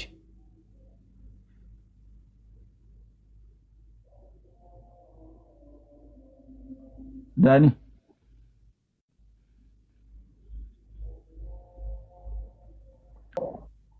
አይሰማ ና ስታወራ ነው የሚሰማው። ሙሌ ሳታወራ እኮ አትሰማም።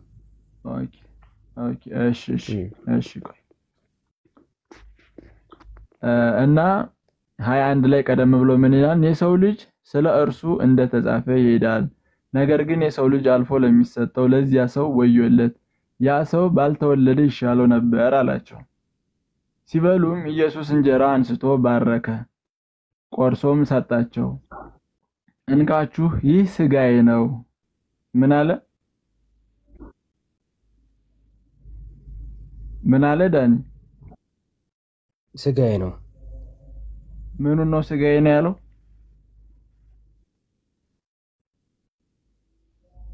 ምኑን ነበር ሥጋዬ ነው ያለው? እንጀራውን። ጎበዝ፣ እንጀራውን ሥጋዬ ነው አለ። ይሄንን የተናገረው ማን ነው? ማርቆስ ነው የተናገረው ወይስ ኢየሱስ ነው የተናገረው? ኢየሱስ ነው። ኢየሱስ ጎበዝ፣ የኢየሱስ ነው የተናገረው። የኢየሱስ ቃል እንደማይታበይ ታውቃለህ። በመቀጠል ምን አላቸው? አይታበይ ይህ ሥጋዬ ነው አለ። አስታውስ፣ እንካችሁ ይህ ሥጋዬ ነው። እንጀራውን አንስቶና ባርኮ ነው። 23 ላይ ጽዋንም አንስቶ አመስግኖ ሰጣቸው። ሁሉም ከእርሱ ጠጡ። እርሱም ማለትም ኢየሱስም ይህ ስለ ብዙዎች የሚፈስ የአዲስ ኪዳን ደሜ ነው አለ። አየህ፣ እንዳልከው አንተ የተናገረው እሱ ለማን ነው? ለሐዋርያቶች ነው። በጸሎተ ሐሙስ ጊዜ ነው የተናገረው ጌታችን መድኃኒታችን ኢየሱስ ክርስቶስ ማለት ነው። እና ይህንን ሲናገር ምን አለ? ሥጋዬ ብሎ እንጀራ ቆርሶ ባርኮ ሰጣቸው፣ ደሜ ብሎ ደግሞ ወይኑን ባርኮ ሰጣቸው። አስታውስ፣ ይህንን የተናገረው ጌታ ነው።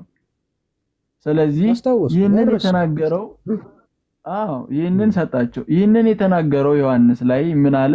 ደሜንም የጠጣ ሥጋዬንም የበላ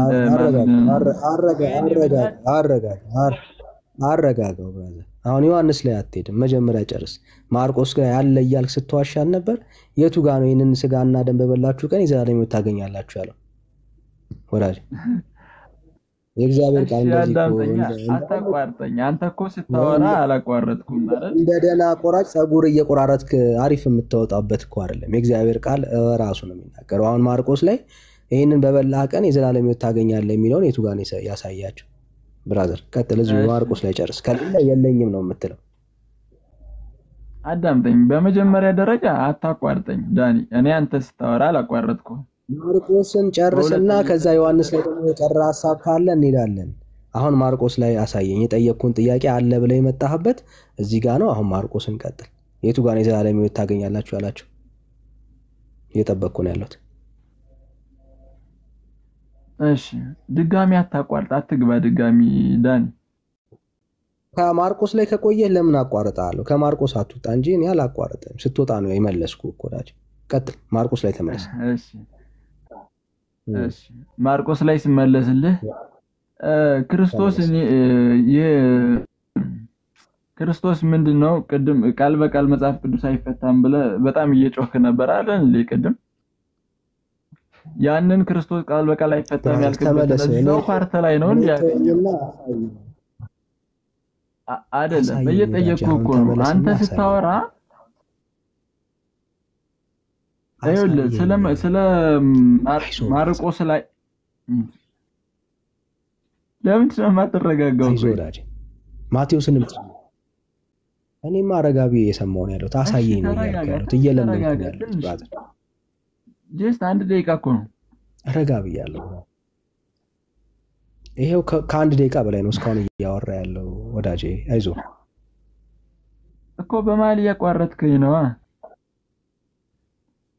በመሀል አታቋርጠኝ ማርቆስ ላይ ሰጣቸው እሺ ሐዋርያቶች ስጋውንና ደሙን ስጋውን በመብላት ይህ ደሜ ነው ይህ ደግሞ ስጋዬ ነው ብሎ የሰጣቸውን በመብላት የዘላለም ሕይወት አግኝተዋል ወይስ አላገኙም? አሳየኝ ብራዘር አንተ እኔን አትጠይቀኝም አንተ ነህ የምታሳየኝ አሳየኝ አሁን ቁርባኑን ሲበሉ የዘላለም ሕይወት አገኙ የሚል አሳየኝ አሳየት እኮ ነው ብራዘር ከሌለ የለኝም ኦፍ ኮርስ ነው ይሄንን እኮ ይሄንን የሰጣቸውን ስጋና የሰጣቸውን እንጀራና የሰጣቸውን ወይን በስጋውና በደሙ መስሎ ነው የሰጣቸው አይደል እንዴ ይሄንን ደግሞ ዮሐንስ ላይ ሄዶ የዘላለም ሕይወት አለው ብሎ ነገራቸው ይሄንን መረዳት መቻል ነው አይዞ ማርቆስ ላይ የዘላለም ሕይወት እንዲያገኙ ነው ወይ የሰጣቸው ነው ማርቆስ ላይ የሰጣቸው የዘላለም ሕይወት እንዲያገኙ ነው የሰጣቸው ይሄንንም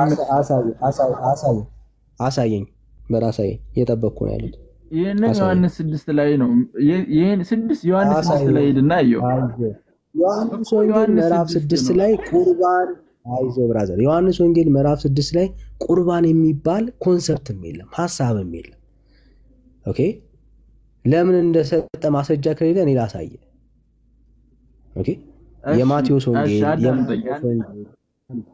አለ ካለ ከሌለ ጊዜ ማባከን የለብንም ህዝቡን ማስተማር አለብን አንተ መማር አለብህ ብራዘር ካለ አሳየ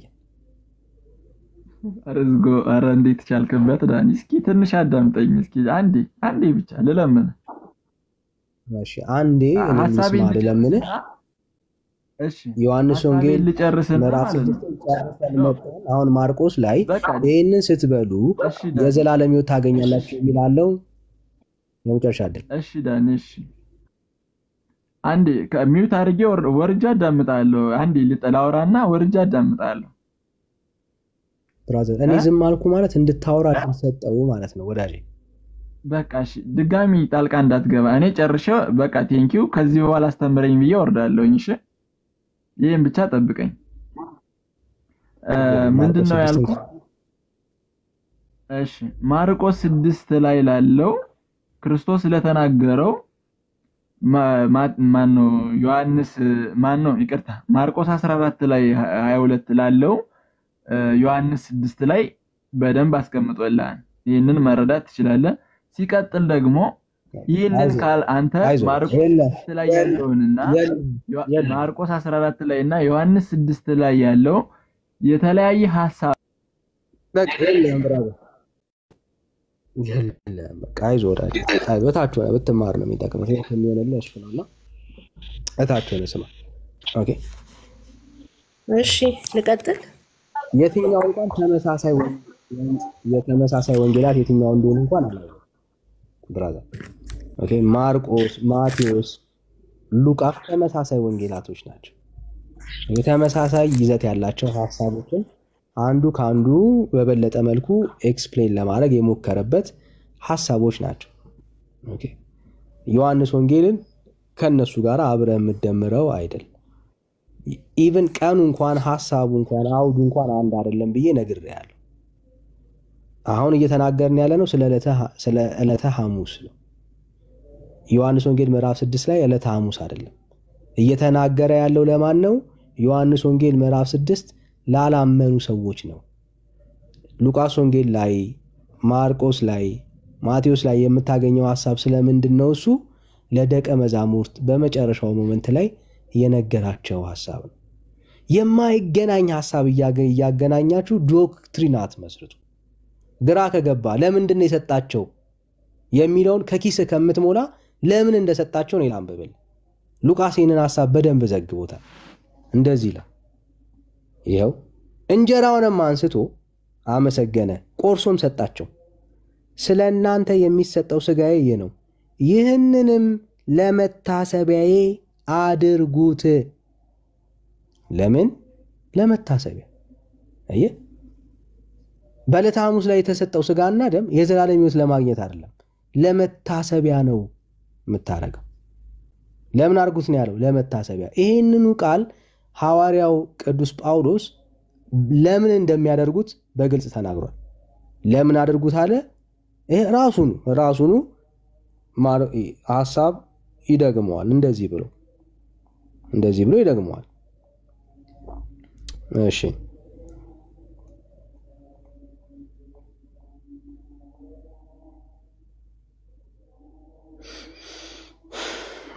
ብራዘር አንዳንዴ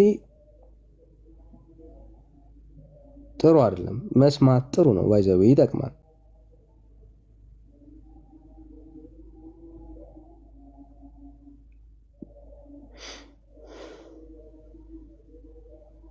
እሺ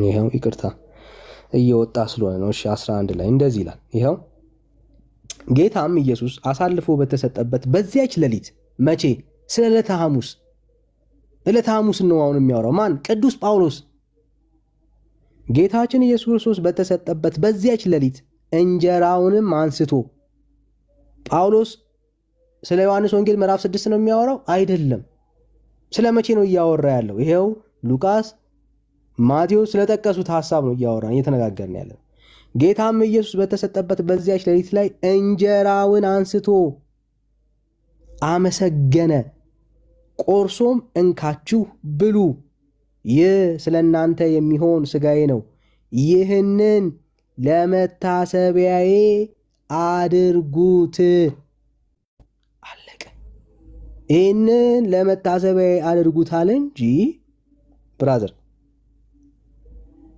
የዘላለም ሕይወት እንድታገኙ ብሉት አላለም የዘላለም ሕይወት እንድታገኙ ብሉት ያለው ምኑን ነው ራሱ አማናዊ ሥጋና ደሙን ነው ምንድነው እሱ እንዴት ነው የሚበላው ያ ኢየሱስን በማመን ወደ ኢየሱስ በመምጣት ነው እሱ አለቀ ሥጋ ደሙንስ የምንጠጣው ለምንድን ነው ይሄው ቃሉ በደንብ ነው የሚናገረው እንደዚሁም ከራት በኋላ ጽዋውን ደግሞ አንስቶ የጽዋ በደም የሚሆን አዲስ ኪዳን ነው በጠጣችሁ ጊዜ ሁሉ ይህንን ለመታሰቢያዬ አድርጉት ሃሌሉያ ይህንን እንጀራ በበላችሁ ጊዜ ይህንንም ጽዋ በጠጣችሁ ጊዜ ጌታ እስኪመጣ ድረስ ሞቱን ትናገራላችሁ አየ ሰው ቁርባን በወሰደ ጊዜ አደራ ነው የሚኖርበት ምንድነው የሚኖርበት አደራ ነው የሚኖርበት ምን አይነት አደራ ጌታ እስኪመጣ ድረስ ሞትና የክርስቶስ ኢየሱስ ሞቱን መናገር መቻል አለበት ማውራት መቻል አለበት ወንጌልን ለሰው መስበክ መቻል አለበት አየ ይሄም ለኔ ነው አየ ስንወስድ ትዝ የሚለን ለመታሰቢያ የምናደርገው ይሄንን ነው የጌታ ሥጋና ደምን ለመታሰቢያው ነው የምናደርገው በበላን በጠጣን ቁጥር ምን ነው ትዝ የሚለን ስለ ሰው ልጆች የከፈለው በመስቀል ላይ ዋጋ የከፈለው ውዱ አዳኛችን ኢየሱስ ስለዚህ ለሰዎች እንናገራለን ጌታ እስኪመጣ ድረስ በበላን በጠጣን ጊዜ ነው ትዝ የሚለን ሰውን ለማዳን የሞተ ኢየሱስ አለ ያንን እናወራለን ሰውን ለማዳን የተሰቀለ ቁርባን የለም ብራዘር ቂጣ የለም የወይን ፍሬ የፈሰሰ አይደለም ሕይወት የሚገኘው አማናዊው በሆነው በክርስቶስ ኢየሱስ ሥጋና ደም ነው እሱ ደግሞ የሚበላው የሚጠጣው ኢየሱስን በማመን ብቻ ነው እንጂ ከቄስ እጅ ከዲያቆን እጅ የምትቀበለው ምንም የለም ብራዘር ወንጌሉ ይሄ ነው የእግዚአብሔር ቃል ይሄንን ነው የሚያወራው ስለዚህ ከጥፋት መንገድ ተመለሱ ወገኖች ከጥፋት መንገድ ተመለሱ እሺ ሜርሲ ብሩኬ ዳጊ እንኳን ደህና መጣችሁ ሁላችሁንም ሰላም ብያለሁ ወገኖች ወንድምነት ተናፍቃል በጣም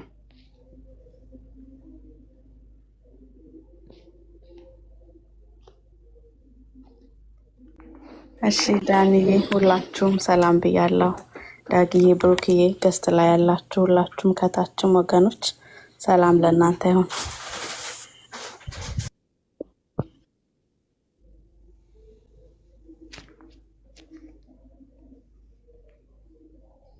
ጌታ ይባረክ።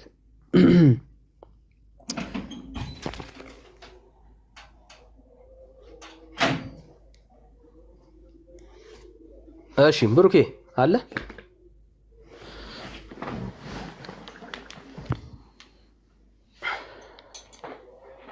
እሺ ዳጊሻ ስልክ ላይ ሊሆን ይችላል። እሺ በቃ ስትችሉ ምልክት ስጡ። ሜርሲ ተቀበዩ። እስቲ ናታኒ ከየት ቤተ እምነት ናታኒ? ዳኒ ያለ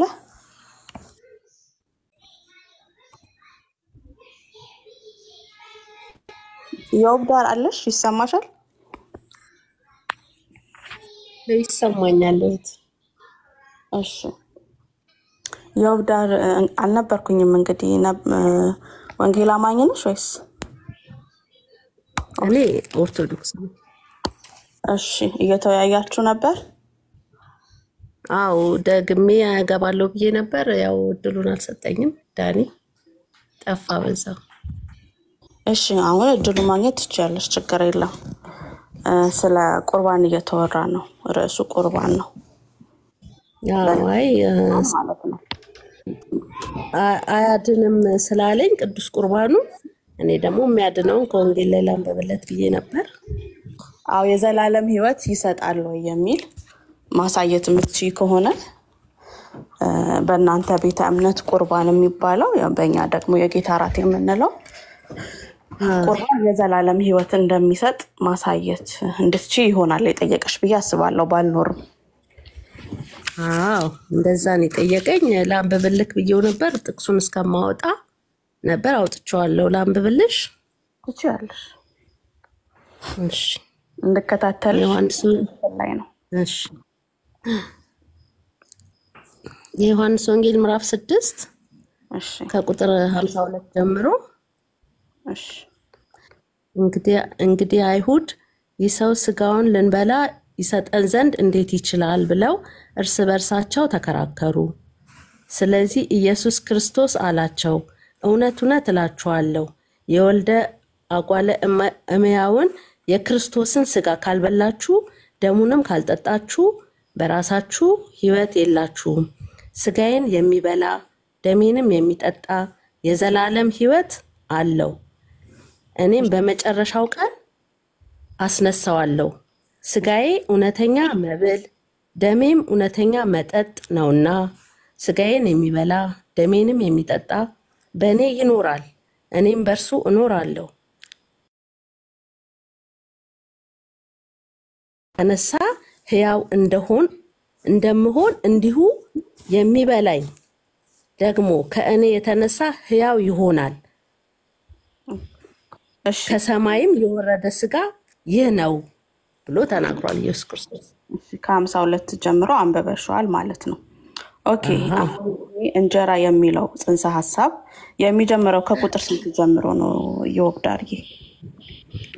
ከ52 ጀምሮ ነው ያነበብኩልሽ። እሺ እናየዋለን ከየት እንደሚጀምር። እዚህ ጋር ግን የሚያወራው የህይወት እንጀራ ብሎ የጠቀሰው ኦኬ ጌታ ኢየሱስ ክርስቶስ የፋሲካን በዓል ከደቀ መዛሙርቶቹ ጋር ከደቀ መዛሙርቶቹ ጋር ተላልፎ ሊሰጥ አንድ ቀን ሲቀረው የበላውን የፋሲካ በዓል ቂጣ ነው የሚናገረው ይሄ ክፍል። ይሄንን ነው። እሺ የፋሲካውን በዓል ሲበላ እንጀራውን የሰጣቸው ለነማን ነው? ለሐዋርያቶች። እዚህ ጋር እንጀራ ብሎ የሚላቸው እነማንን ነው? ይሄ ቃሉ ማለት ነው ያው ለሐዋርያቶች እና እኛም ከሐዋርያቶች ተያይዘን የመጣን አይደለ? ለኛም ይሰራል ማለት ነው ቃሉ። አይ አሁን እሱን መልስ አይደለም። አሁን ይሄ ሐዋርያዊ ቅብብሎች ምናምን እንድትኝ አይደለም። እሱን ማንም እንዲና ያደርግም ይወብዳርዬ። እዛ ጋር ኦኬ የፋሲካው በዓል በቀረበ ጊዜ አይደለ? ተላልፎ ሊሰጥ አንድ ቀን ሲቀረው ጸሎተ ሐሙስ በሚባለው ቀን ምሽት ላይ ከደቀ መዛሙርቶቹ ጋር ያደረገው የማዕድ ፕሮግራም ነው አይደል? የማዕድ መቁረስ ፕሮግራም አይደል? አዎ እዚህ ጋር ሐዋርያቶቹ ሂዱና አዘጋጁ ሲላቸው ቆርሶ ሲሰጣቸው የሚያሳይ ነገር አለ እዚህ ጋር። ይሄ በሌላዎች ወንጌል ላይ አለ። ለምሳሌ ሉቃስ 26 አይደለም። ይኸውልሽ አሁን ይሄንን ስታነሺ ይሄኛውን ጨርሰን ነው ወደ ሌላ ክፍል የምንሄደው። እሺ ይኸውልሽ ይሄኛውን ጨርሰሽ ይሄኛውን ችግር የለውም ግን ቃሉ አንድ አይነት ነው። እዚህም እዛም የተጠቀሰው ስለ ቅዱስ ስጋውና ስለ ክቡር ደሙ ነው። ሁሉም ቦታ ላይ የተጠቀሰው አንድ አይነት ነው። አሁን እኔ እየጠየቅኩሽ ያለሁት እዚህ ጋር የተጠቀሰው እንጀራ በጸሎተ ሐሙስ ቀን ስለተናገረው ነው ወይ?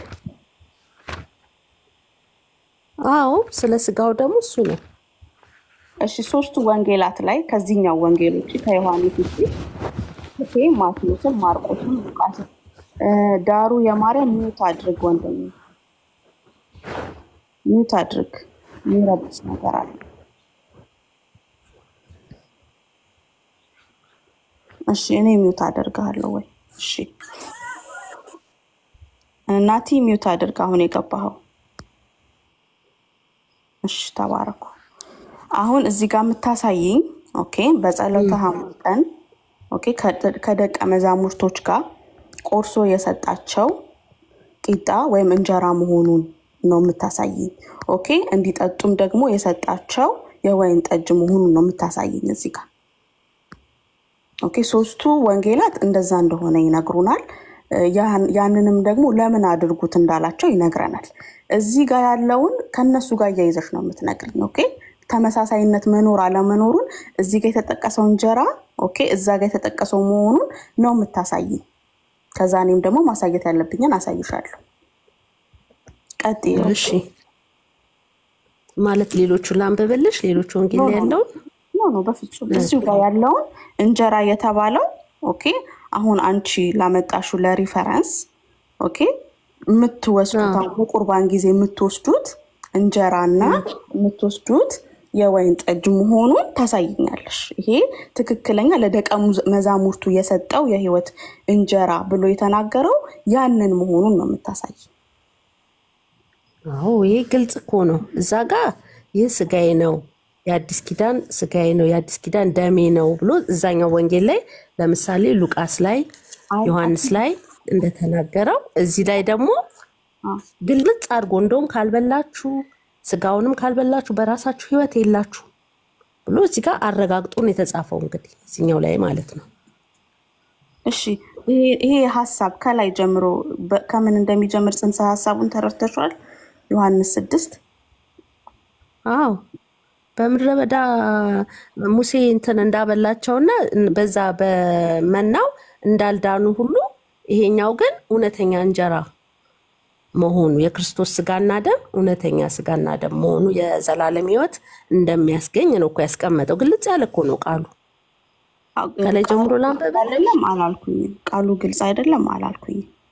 ኦኬ እሺ እየተዋረድን እንምጣ ወደታች እየተዋረድን እንምጣ። ኦኬ እዚህ ከላይ ጀምሮ የሚናገረው ያው እንደምናውቀው ሁላችንም እንደው ያላነበበ ሰውም ሲባል እንደሚሰማው 5000 ሰዎችን ያበላበት ነው። 2 ዓሳና 5 እንጀራ አብዝቶ ያበላበት ክፍል ነው ከላይ ሲጀምር ይሄ ክፍል። ኦኬ ያ ደግሞ በጥብርያዶስ ነው። ሶ ካበላቸው በኋላ እሱ ያደረገውን ተአምራት በማየታቸው ሊከተሉት ወደዱ አይደለ? ተአምር ብቻ በማየታቸው ኦኬ ስለበሉ ብቻ እሱ ግን ያንን ስላወቀ ሄደ አይደለ? ተከተሉት። በቅፍርናሆም ላይ ያገኙት። ኦኬ ምን አሉት? ከዛ በኋላ ሲያገኙት ረቢ ሆይ ወዴት ሄደህ ነው ብለው ጠየቁት አይደለ? ረቡኒ እሺ አይደለ? በመሸም ጊዜ ደቀ መዛሙርቱ ወደ ባህር ወረዱ እያለ ይጠይቁታል። የት ሄደህ ነው? አጣነህ ይሉታል። ኦኬ እናንተ የፈለጋችሁ ተአምር ምልክት ስላያችሁ ነው፣ ለሚጠፋ እንጀራ አትስሩ ይላቸዋል። አየሽ የእንጀራው ሐሳብ እዚህ ጋር ነው የሚመጣው። እናንተ እንጀራ ስላበላዋችሁ ነው የተከተላችሁኝ፣ ለሚጠፋ እንጀራ አትስሩ ይላቸዋል ቁጥር 27 ላይ። እሺ ለሚጠፋ እንጀራ አየህ፣ ለእንጀራው አትስሩ፣ ነገር ግን የሰው ልጅ ለሚሰጣችሁ ለዘላለም ሕይወት ለሚኖር ምግብ ስሩ። ለዚህም እግዚአብሔር አብ ማረጋገጫ ማህተሙን በእርሱ ላይ አትሟል ይላል። ስለዚህ ለእንጀራ ይሰራል እንዴ?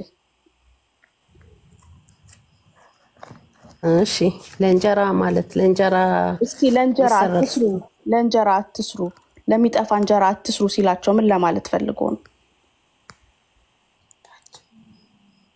ለምድራዊ ነገር አትስሩ፣ ለሰማዩ ራሳችሁን አዘጋጁ ማለቱ ነው። እሺ እርሱም ይኸውልሽ አዳምጪ።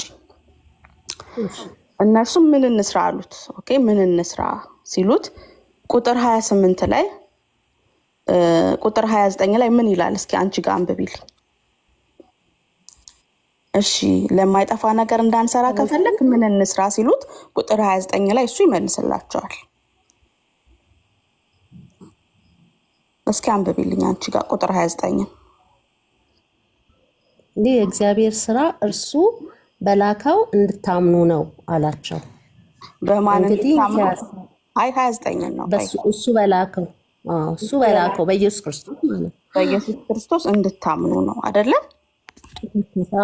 ኦኬ እሺ እንድታምኑ ነው ብሎ መለሰላቸው ማለት ነው። ስለዚህ እነሱ ደግሞ መልሰው ምንድን ነው ያሉት? ስለዚህ እንዲለው ጠየቁት። አይተን እንድናምን ምን ተአምራዊ ምልክት ታደርጋለህ? ምንስ ትሰራለህ?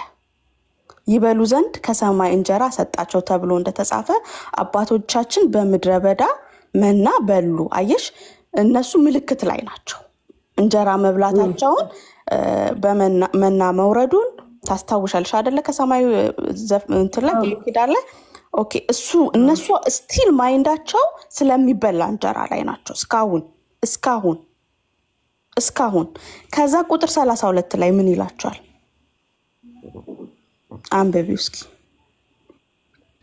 እውነት እውነት እላችኋለሁ እውነተኛ እንጀራ ከሰማይ የሚሰጣችሁ አባቴ እንጂ ከሰማይ እንጀራ የሰጣችሁ ሙሴ አይደለም። የእግዚአብሔር እንጀራ ከሰማይ የሚወርድ አይ አንዳንድ ቁጥር እዛው 32 ላይ ነው። ኦኬ ስለዚህ ከሰማይ የመጣው እንጀራ ማን ነው? ከሰማይ የመጣው እንጀራ ኢየሱስ ክርስቶስ ነው። እሺ እውነተኛ እንጀራ ከሰማይ የሚሰጣችሁ ነው። እሺ እውነተኛ እንጀራ ከሰማይ የሚሰጣችሁ ደግሞ ማን ነው አለ? አባቴ። እሺ እንጀራውን የሰጠው ማን ነው? ምድራዊ እንጀራ የሰጠው ሙሴ ነው የሰጣቸው። አይደለም እዚሁ ቁጥር 32 ላይ አይ የምድራዊውን አይደለም፣ እውነተኛውን እንጀራ የሰጠው ማን ነው? እግዚአብሔር አብ አይደለ? እግዚአብሔር አብ። እንጀራው ደግሞ ማን ነው? ኢየሱስ ክርስቶስ፣ ጌታ ኢየሱስ ክርስቶስ እግዚአብሔር ወልድ አይደል? ኦኬ እዚች ጋር ቆመሽ 32 ላይ ነን። ኦኬ እንዳትረሹ። ሌሎቹን ወንጌላት ላይ እንጀራውን ቆርሶ የሰጠው ማን ነው? ለደቀ መዛሙርቶቹ ኢየሱስ ክርስቶስ። የበሉት እነማን ናቸው ተቀብለው? ሐዋርያቶች። እዛ ጋር ምንድነው ስርዓት አይደል? ከዛ አድርጉት ብሎ ትቶላቸው አይደለ? እዚህ ግን ማን ነው የሚሰጠው? አየሽ አይደል? ኢየሱስ ክርስቶስ። ምንም ልዩነት የሚገናኝ ሀሳብ አይደለም። ኖ ኢየሱስ ክርስቶስ ራሱ እኮ እግዚአብሔር ነው እኮ ታውቂያለሽ አይደል? ይሄን ታምኛለሽ መቼ? እግዚአብሔር ነው አባቴ ብሎ ሲገልጠው እግዚአብሔር አብ መሆኑን እንዳትረሽ እሺ። አባቴ ብሎ ሲገልጠው እውነተኛውን እንጀራ ከሰማይ የሚሰጣችሁ ግን አባቴ ነው ይላል። ኦኬ እውነተኛው በምድር በስጋ ያለ አብ ወልድ መንፈስ ቅዱስ፣ አሁንም አብ ወልድ መንፈስ ቅዱስ አለ እኛ የምናምነው ማለት ነው። እሺ እንደዛ ካልሽ ደግሞ እየነገርኩሽ ነው። እንጀራውን የሚሰጠው እግዚአብሔር አብ ነው። እንጀራው ራሱ ኢየሱስ ነው አይደል? የህይወት እንጀራ ደግሞ እኔ ነኝ ይላል አይደል? ታች 48 ላይ አየሹ?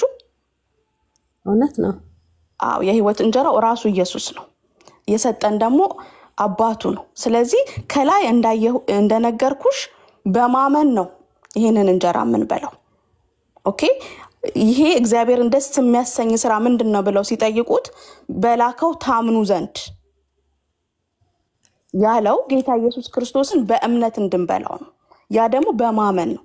አሁን አንቺ የሆነ ምግብ ወይ የሆነ ፕሮግራም ላይ ወይ በሆነ በስክሪን አይተሽ በቃ እንጀራው በአይኔ አይቼ በልቼ ጠገብኩት ወይ ይሄ ምግቡ ያምራል ብለሽ አታውቂም? በልተሽዋል እንዴ? በልተሽዋል? አልበላሽም። በማየትሽ ሳቲስፋይድ ሆንሽ አይደል? እዚህ ጋር ያለው ዮሐንስ 6 ላይ ያለው ሐሳብ በማመን በእምነት ብሉት ነው ጌታ ኢየሱስ ክርስቶስን የህይወት እንጀራ ብላችሁ ተቀብላችሁ ብሉት ነው እንጂ አሁን አንቺ ልቲ ወይም ደግሞ እንደ ቤተክርስቲያን አስተምህሮ ነው ብለሽ ከሌሎቹ ወንጌላት ጋር ኢን ኮምፓሪዥን አድርገሽ እንደተሰጠው ስርዓት አይደለም። ይሄኛው የተሰጠውን ስርዓት አይደለም።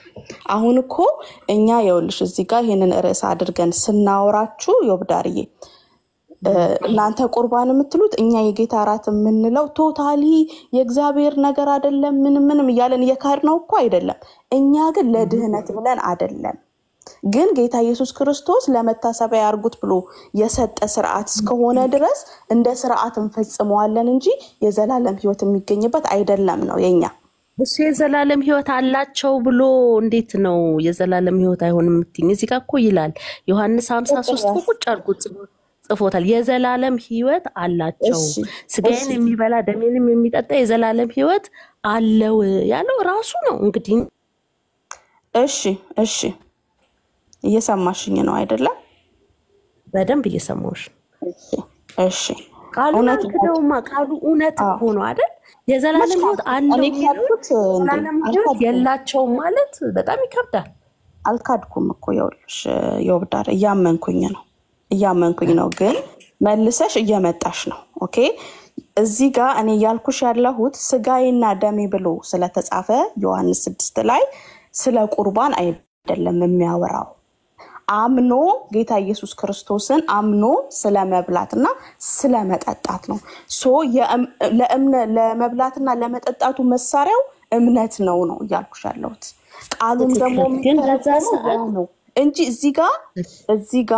እዚህ ጋር ካህኑ ስለሚሰጥሽ ስለሚያጎርስሽ ቂጣና ስለሚሰጥሽ አይደለም። እኮ በመናገሩ ኮት እነሱ እንትን ብለውበታል። የዛ ጊዜ ሚውት አድርግ ወንድም ቆይታለች እዚህ ይወዳል ከኔ ጋር ታውራ እንዴ?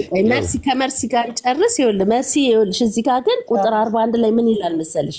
እንግዲህ አይሁድ ከሰማይ የወረደ እንጀራ እኔ ነኝ ስላለ ስለ እርሱ አንጎራጎሩ፣ ተሰናከሉበት ነው። በቃ በዚህ ቃል ተሰናከሉበት። ከሰማይ የወረደ እንጀራ እኔ ነኝ ስላለ አይሁዶች ራሱ እኮ በወቅቱ ተሰናክለውበታል። አሁን ደግሞ እኛ እዚህ ጋር እናምንም እያልሽኝ ነውና አሁንም እየተሰናከሉበት ነው ማለት ነው። እነሱ ቢሰናከሉበት እሱ ምን አለ ታዲያ? ቁጥር 43 ላይ እርሱ አታጉረምርሙ። ኦኬ የላከኝ አብ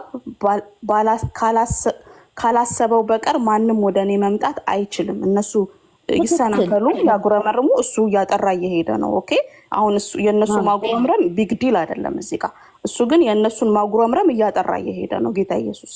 ኦኬ ኢየሱስ መልሶ እንዲህ አላቸው፣ እርስ በርሳችሁ አታጉረምርሙ። የላከኝ አብ ካላሰበው በቀር ማንም ወደኔ መምጣት አይችልም። እኔም በመጨረሻ ቀን አስነሳዋለሁ አለ። ኦኬ ከዛ እየተናገረ ይሄዳል። እውነተኛ እንጀራ እኔ ነኝ እያለ አንቺ ያልሽው ሐሳብ አለ። እግዚአብሔር ይባርክሽ አለ። እሱን እኮ ዲናይ ያደረገው የለም። ቁጥር 63 ላይ ያለውን ምን ብለሽ ታነቢዋለሽ? ቁጥር 63ን እስኪ አንብቢው ወረድ ብለሽ። እሺ 63 ህይወትን የሚሰጥ መንፈስ ነው፣ ስጋ ምንም አይጠቅምም። እኔ የነገርኳችሁ ቃል መንፈስ ነው ህይወትም ነው። ነገር ግን በቃ ለዚህ አሁን እናንተ የማያምኑ ህይወት ምንድነው አለሽ? መንፈስ ነው። እውነቱን ነው፣ መንፈስ ነው። አሁን ይሄንን ከእግዚአብሔር ካልሆነ በስተቀር ይሄን ነገር አምኖ መቀበል ከባድ ነው ለሰው ልጅ። አሁን ኢየሱስ ክርስቶስ እኔ ስጋዬን ብሉ ደሜን ጠጡ ሲል አላመኑትም በወቅቱ። ለምን መሰለሽ? ይሄ ነገር እግዚአብሔር መንፈስ ካልገለጸለት በስተቀር የሰው ልጅ ይሄን ነገር ማመን አይችልም። ከባድ ነገር ነው፣ ከባድ ሚስጥር ነው። እሺ ምክንያቱም አንዴ ሰው አሁን ያውልሽ ስጋዬን ብሉ ቢልሽ ይከብድሻል ማለት ነው። በሰውኛ የእግዚአብሔር መንፈስ ያልገለጸለት ሰው ይህን ነገር መቀበል አይሽ አንቺም እንደነሱ ከብዶሻል። መክበብዱን ከበደኝ ምን አምንበታለሁ ስጋው የከበዳቸውን ነው እኮ ይወዳል። እሺ ቆይ አንዴ ይኸውልሽ ይሄ ይኸውልሽ የሚከብደው መሳሪያውን ስላልተረዱ ነው። ገባሽ? ስጋው እንዴት እንደሚበላ ኦኬ። እዛ ቆሞ እየነገራቸው እንግዲህ ስጋውን ቆራርጣችሁ ብሉ እኮ አይደለም እያላቸው ያለው። አየሽ መረዳት የሚያስፈልገው እዚህ ጋር ነው። እንዴት ነው ብሉ እያለ የመብያው መሳሪያ እምነት ነው። ገባሽ? እምነት ነው የመብያው መሳሪያ እምነት ነው። ለዚህ ነው የዘገነናቸው። ትክክል ይወዳ ከኔ ጋር ታውራ እንደ ይው አቤት አውርጃለሁ። በጣም እንትን አልከረበሽክ። እሷ ቆይታለች መሰለኝ መጨረስ አለባት። ትክክል። ስለዚህ እዚህ ጋር አሁን አንቺ ያልኩሽ ያለሁት ሲወቅዳርዬ እኔ እንግዲህ ኤክስፕሌን ላደርግልሽ ሞክሬያለሁ። አንቺ የምትዩ በቤተክርስቲያን ስርዓት የሚፈጸመው ስጋና ደም እንዳልሆነ አሳይቼሻለሁ። የተቀሩት ሶስቱ ወንጌላት ላይ ያሉት ኦኬ ሶስቱ ወንጌላት ላይ ያለው ሐሳብና እዚህ ጋር ያለው ሐሳብ ቶታሊ አይገናኝም። ቶታሊ የተቀሩት ወንጌላት ላይ ደግሞ አንቺ ይሄንን ቆርሶ ሰጣቸው እንጀራውንም ኦኬ ጽዋውንም ሰጣቸው ስለናንተ የሚፈስ ደሜ ስለናንተ የሚቆረስ ስጋዬ ብሎ ይሄንን በበላችሁ ሰዓት የዘላለም ሕይወት ታገኛላችሁ የሚል ካለ አሳይን። እኔም ታቻሉ ሰዎችም ማየት እንችላለን። እሺ የሉቃስ ወንጌል ምዕራፍ 26 ላይ ቁጥር 29 ጋር ልሂድልሽ። ከ26 ጀምሮ ላነብልሽ። ሉቃስ ወንጌል ምዕራፍ 26 ቁጥር 29 ላይ ተሳስተሽ ይሆን 22 ማለትሽ ነው? እሺ 24 ምዕራፍ ነው ሉቃስ ያለው። የማቴዎስ ወንጌል ምዕራፍ 26 ቁጥር 26 ቁጥር 26 ጀምሮ ልናነበው እንችላለን። ሲበሉም ኢየሱስ ማቴዎስ ወንጌል ምዕራፍ 26 እሺ ልክ ነሽ። ከፍቻለሁ እስከምከፍት ነው ይቅርታ። እሺ ችግር የለም። እሺ አንብቢው ይወብዳል ከፍቻለሁ። እሺ ማቴዎስ ወንጌል ምዕራፍ 26 ቁጥር 26 ላይ ሲበሉም ኢየሱስ እንጀራውን አንስቶ ባረከ፣ ቆርሶም ለደቀ መዛሙርቱ ሰጠና እንካችሁ ብሉ ይህ ስጋዬ ነው አለ። ጽዋውንም አንስቶ አመስግኖም ሰጣቸው፣ እንዲህም አለ ሁላችሁ ከእርሱ ጠጡ፣ ስለ ብዙዎች ለኃጢአት ይቅርታ የሚፈስ የአዲስ ኪዳን ደሜ ይህ ነው። አይበቃም? እሺ የዘላለም ሕይወት መስጠቱን የሚናገር ነገር አለ ይወብዳርዬ? በለው የአዲስ ኪዳን ደሜ ይሄ ነው እኮ። የአዲስ ኪዳን ማለት አዲስ ኪዳን የተጀመረው በኢየሱስ ክርስቶስ ነው አይደል? ክርስቶስ ነው አዲስ ኪዳንን የሰጠን። እኮ ደሙን አፈሰሰልን አለ እንጂ ኦኬ። አሁን እዚህ ጋር ኦኬ አሁን ይሄኛው በቂጣ በዓል ጊዜ ሲያከብሩ ለደቀ መዛሙርቱ የሰጠውን ነው ቆርሶና እንጀራውንና ጽዋውን የሰጠበት ትክክለኛ ነው። አሁን ይሄ ስርዓቱን የሚያሳይ ክፍል ነው ከቅድሙ ይልቅ ማለት ነው። እዚህ ጋር ግን የዘላለም ሕይወት እንደሚሰጥ ምንም የሚያሳይ ነገር የለም። አይ እንግዲህ ይሄ ከባድ ነው። ይሄን እግዚአብሔርን የራሱን የኢየሱስ ክርስቶስን ደሜ ነው ስጋዬ ነው ህይወቴ ነው ህይወት ይሆናችኋል እያለ አላለም። ህይወት ይሆናችኋል አላለም። አንቺ ነሽ ያልሽው አሁን ህይወት ይሆናችኋል። ይሄው ዮሐንስ ወንጌል ላይ ዮሐንስ 6 ላይ ቁጭ አድርጎታል እንዳለ። እሱን አይሆንም አልሽኝ። እሺ አልኩና ደግሞ ሉቃስ ላይ መጣውልሽ። ሉቃስ ላይ አልመጣሽም፣ ማቴዎስ ላይ ነሽ የኔ እናት። እሺ ሉቃስ ላይ ልሂድልሽ። ሉቃስ ላይ እንሂድ። ሉቃስ 22 ላይ መሄድ እንችልና ፐርፐዙንም ታገኘዋለሽ ማለት ነው። እሺ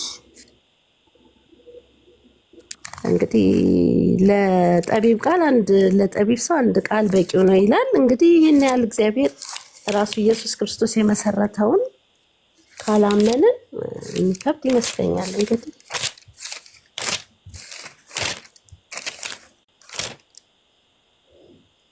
ማርቆስንም ትቀበያለሽ? ማርቆስን እሺ፣ አንድ አይነት ሀሳብ ማርቆስ 14 አንድ አይነት ማርቆስ 14 ልትገምልሽ ይወብዳር አንድ ሲበሉም ኢየሱስ ታዳምጪኛለሽ? ይወብዳር አንድ አይነት ሀሳብ ነው ያለው። ቤተር ደግሞ ሉቃስ ያብራራዋል። ሉቃስ ላይ ሄደሽ አሳይኝ። እዚህም ላይ አዲስ ኪዳን ደሜ ነው ይላል። ማርቆስም ላይ እሱንም አልተቀበይም። የሉቃስ ስንት ነው? ይወብዳር አስምረሽ አትሂጂ እሺ፣ አስምረሽ አትሂጂ። የዘላለም ችግር የለውም። ያው ዘላለም እግዚአብሔር የሚል ያለን ነው የኛ አርጊውመንት እንጂ ሌላ ማስመር አያስፈልግም። ይሄን ዮሐንስ ነው እንግዲህ በደንብ አላልሽኝም እያልኩ እኔ አስምሬ አልሄድኩም። ስላላሳየሽኝ እያለፍን ነው እየሄድን ያለ ነው። ኦኬ እኮ እንግዲህ ዮሐንስ 6 ነው በትክክል ቁጭ ያደረገው። እሱንም አልቀበልም ካልሽ በምን ላሳምንሽ እችላለሁ? እንግዲህ አልቀበልም ያልኩሽ የቅዱስ ቁርባንን ሐሳብ የሚያሳይ አለመሆኑን ነው እንጂ ቃሉን አልቀበልም አይደለም። የምንጠቀማቸው ወርዶች ይወብዳር በንግግራችን ላይ እንትን አላቸው። ኦኬ ኢንፍሉዌንስ ያደርጋሉ። የእግዚአብሔርን ቃል እንቀበላለን እኛ ከኮንቴክስቱ አንፃር፣ ለርዕሱ ግን አይሆንም ነው እያልን ያለ ነው። እንግዲህ እኔ ከእግዚአብሔር ቃል ውጪ ሌላ ማቀርብልሽ የለኝም። የሉቃስ ማየት አልፈለግሽም? መክፈት አልፈለግሽም? የሉቃስ ወንጌል እኮ ሉቃስ ስንት ነው ያልሽ? ሉቃስ እንግዲህ ሉቃስ 22 አልኩሽ። እሺ ሉቃስ 22 ቁጥር ስንት? እሺ 22 ቁጥር ከ17 ጀምሮ ማንበብ ትችላለሽ። አይ ከ17 ጀምሮ ማንበብ ትችላለሽ። ጽዋውንም ተቀበለ፣ አመስግኖም እንካችሁ በመካከላችሁም ተካፈሉት እላችኋለሁ። እግዚአብሔር የመንግስት እስክትመጣ ድረስ ከአሁን ጀምሮ ከወይኑ ፍሬ አልጠጣም አለ። እንጀራውንም አንስቶ አመስግኖ ቆርሶም ሰጣቸው። ስለ እናንተ የሚሰጠው ስጋዬ። ከዚህ በላይ እኔ ምንም ማድረግ አልችልም። ራስሽ የሰጠሽ ይህ ነው ስጋዬ፣ ይህ ነው። ይህንንም ለመታሰቢያዬ አድርጉት። መታሰቢያ ማለት ለምን አድርጉት አለ? ሞቴን አስቡት ነው። በቃ ሁልጊዜ ይሄንን ባደረጋችሁ ጊዜ፣ ስጋና ደሜን በተቀበላችሁ ጊዜ ስለእናንተ መሞቴን፣ ስለእናንተ መምጣቴን፣ መሰቀሌን አስቡት። እያሰባችሁ ተቀበሉት፣ አስቡኝ ማለቱ ነው። ሌላ ትርጉም የለውም። እሺ አሁን እንትን አልሽ እያቆም ስንቀበል ይኸውልሽማ ቅዱስ ስጋና ክቡር ደሙን ስንቀበልኛ እውነቴን ነው የምልሽ። እኔ ያው ስቀበል በራሴ ነው የምልሽ። በቃ በጣም መከራው ይመጣብኛል። ስለኔ የሞተው ስለኔ የተሰቃየው እንባዬን እያወረድኩ ነው ቅዱስ ስጋና ክቡር ደሙ ፊት የምቀርበው ማለት ነው። ይሄ ነው መታሰቢያነቱን አድርጉት ማለት። እኔን አስቡኝ ማለት ይሄ ነው። ኦኬ ዊ ሪስፔክት እናከብራለን። እኛ እኮ እንደ እግዚአብሔር ቃል አሳዩን ነው እንጂ እያለ ያለው ያንቺንም አካሄድ የቤተክርስቲያንሽንም ምንም ነገር እያለን አይደለም። ኦኬ ግን ምንድነው ያለው? ይህን ለመታሰቢያዬ አድርጉት ነው ያለው። ኦኬ እንዳልሽው ይሄ ስርዓት ለቤተክርስቲያን ሲሰጥ ኦኬ ይሄንን ስርዓት በተደረገ ቁጥር የጌታ ራት በወሰድን ቁጥር እሱ ዳግም እስከሚመጣ ድረስ ሞቱን እንድናስብና እንድናስብ ብቻ ሳይሆን እንድንናገር ሞቱን እንድንናገር። ትክክል። ከዚህ ውጪ ሌላ ለድህነት ብሎ የሰጠን ነገር የለም። ይወብዳሪ አሁንም አንቺ ማምጣተሽ ልታሳይን አልቻልሽም። ህይወትን ይሰጣል የሚል ነገር ግን እንግዲህ ዮሐንስ 6ን ሁሉም ያንብቡትና እንግዲህ እዚህ የሚከታተሉሽ ዮሐንስ 6ን ለማብራራት ዮሐንስ 6 ሁሉም ሰው ያንብበው። በጣም በትክክል የተጻፈ በቃ ቁልጭ ብሎ ሁሉም ትክክል ነው መጽሐፍ ቅዱስ። ግን እዚህ ጋር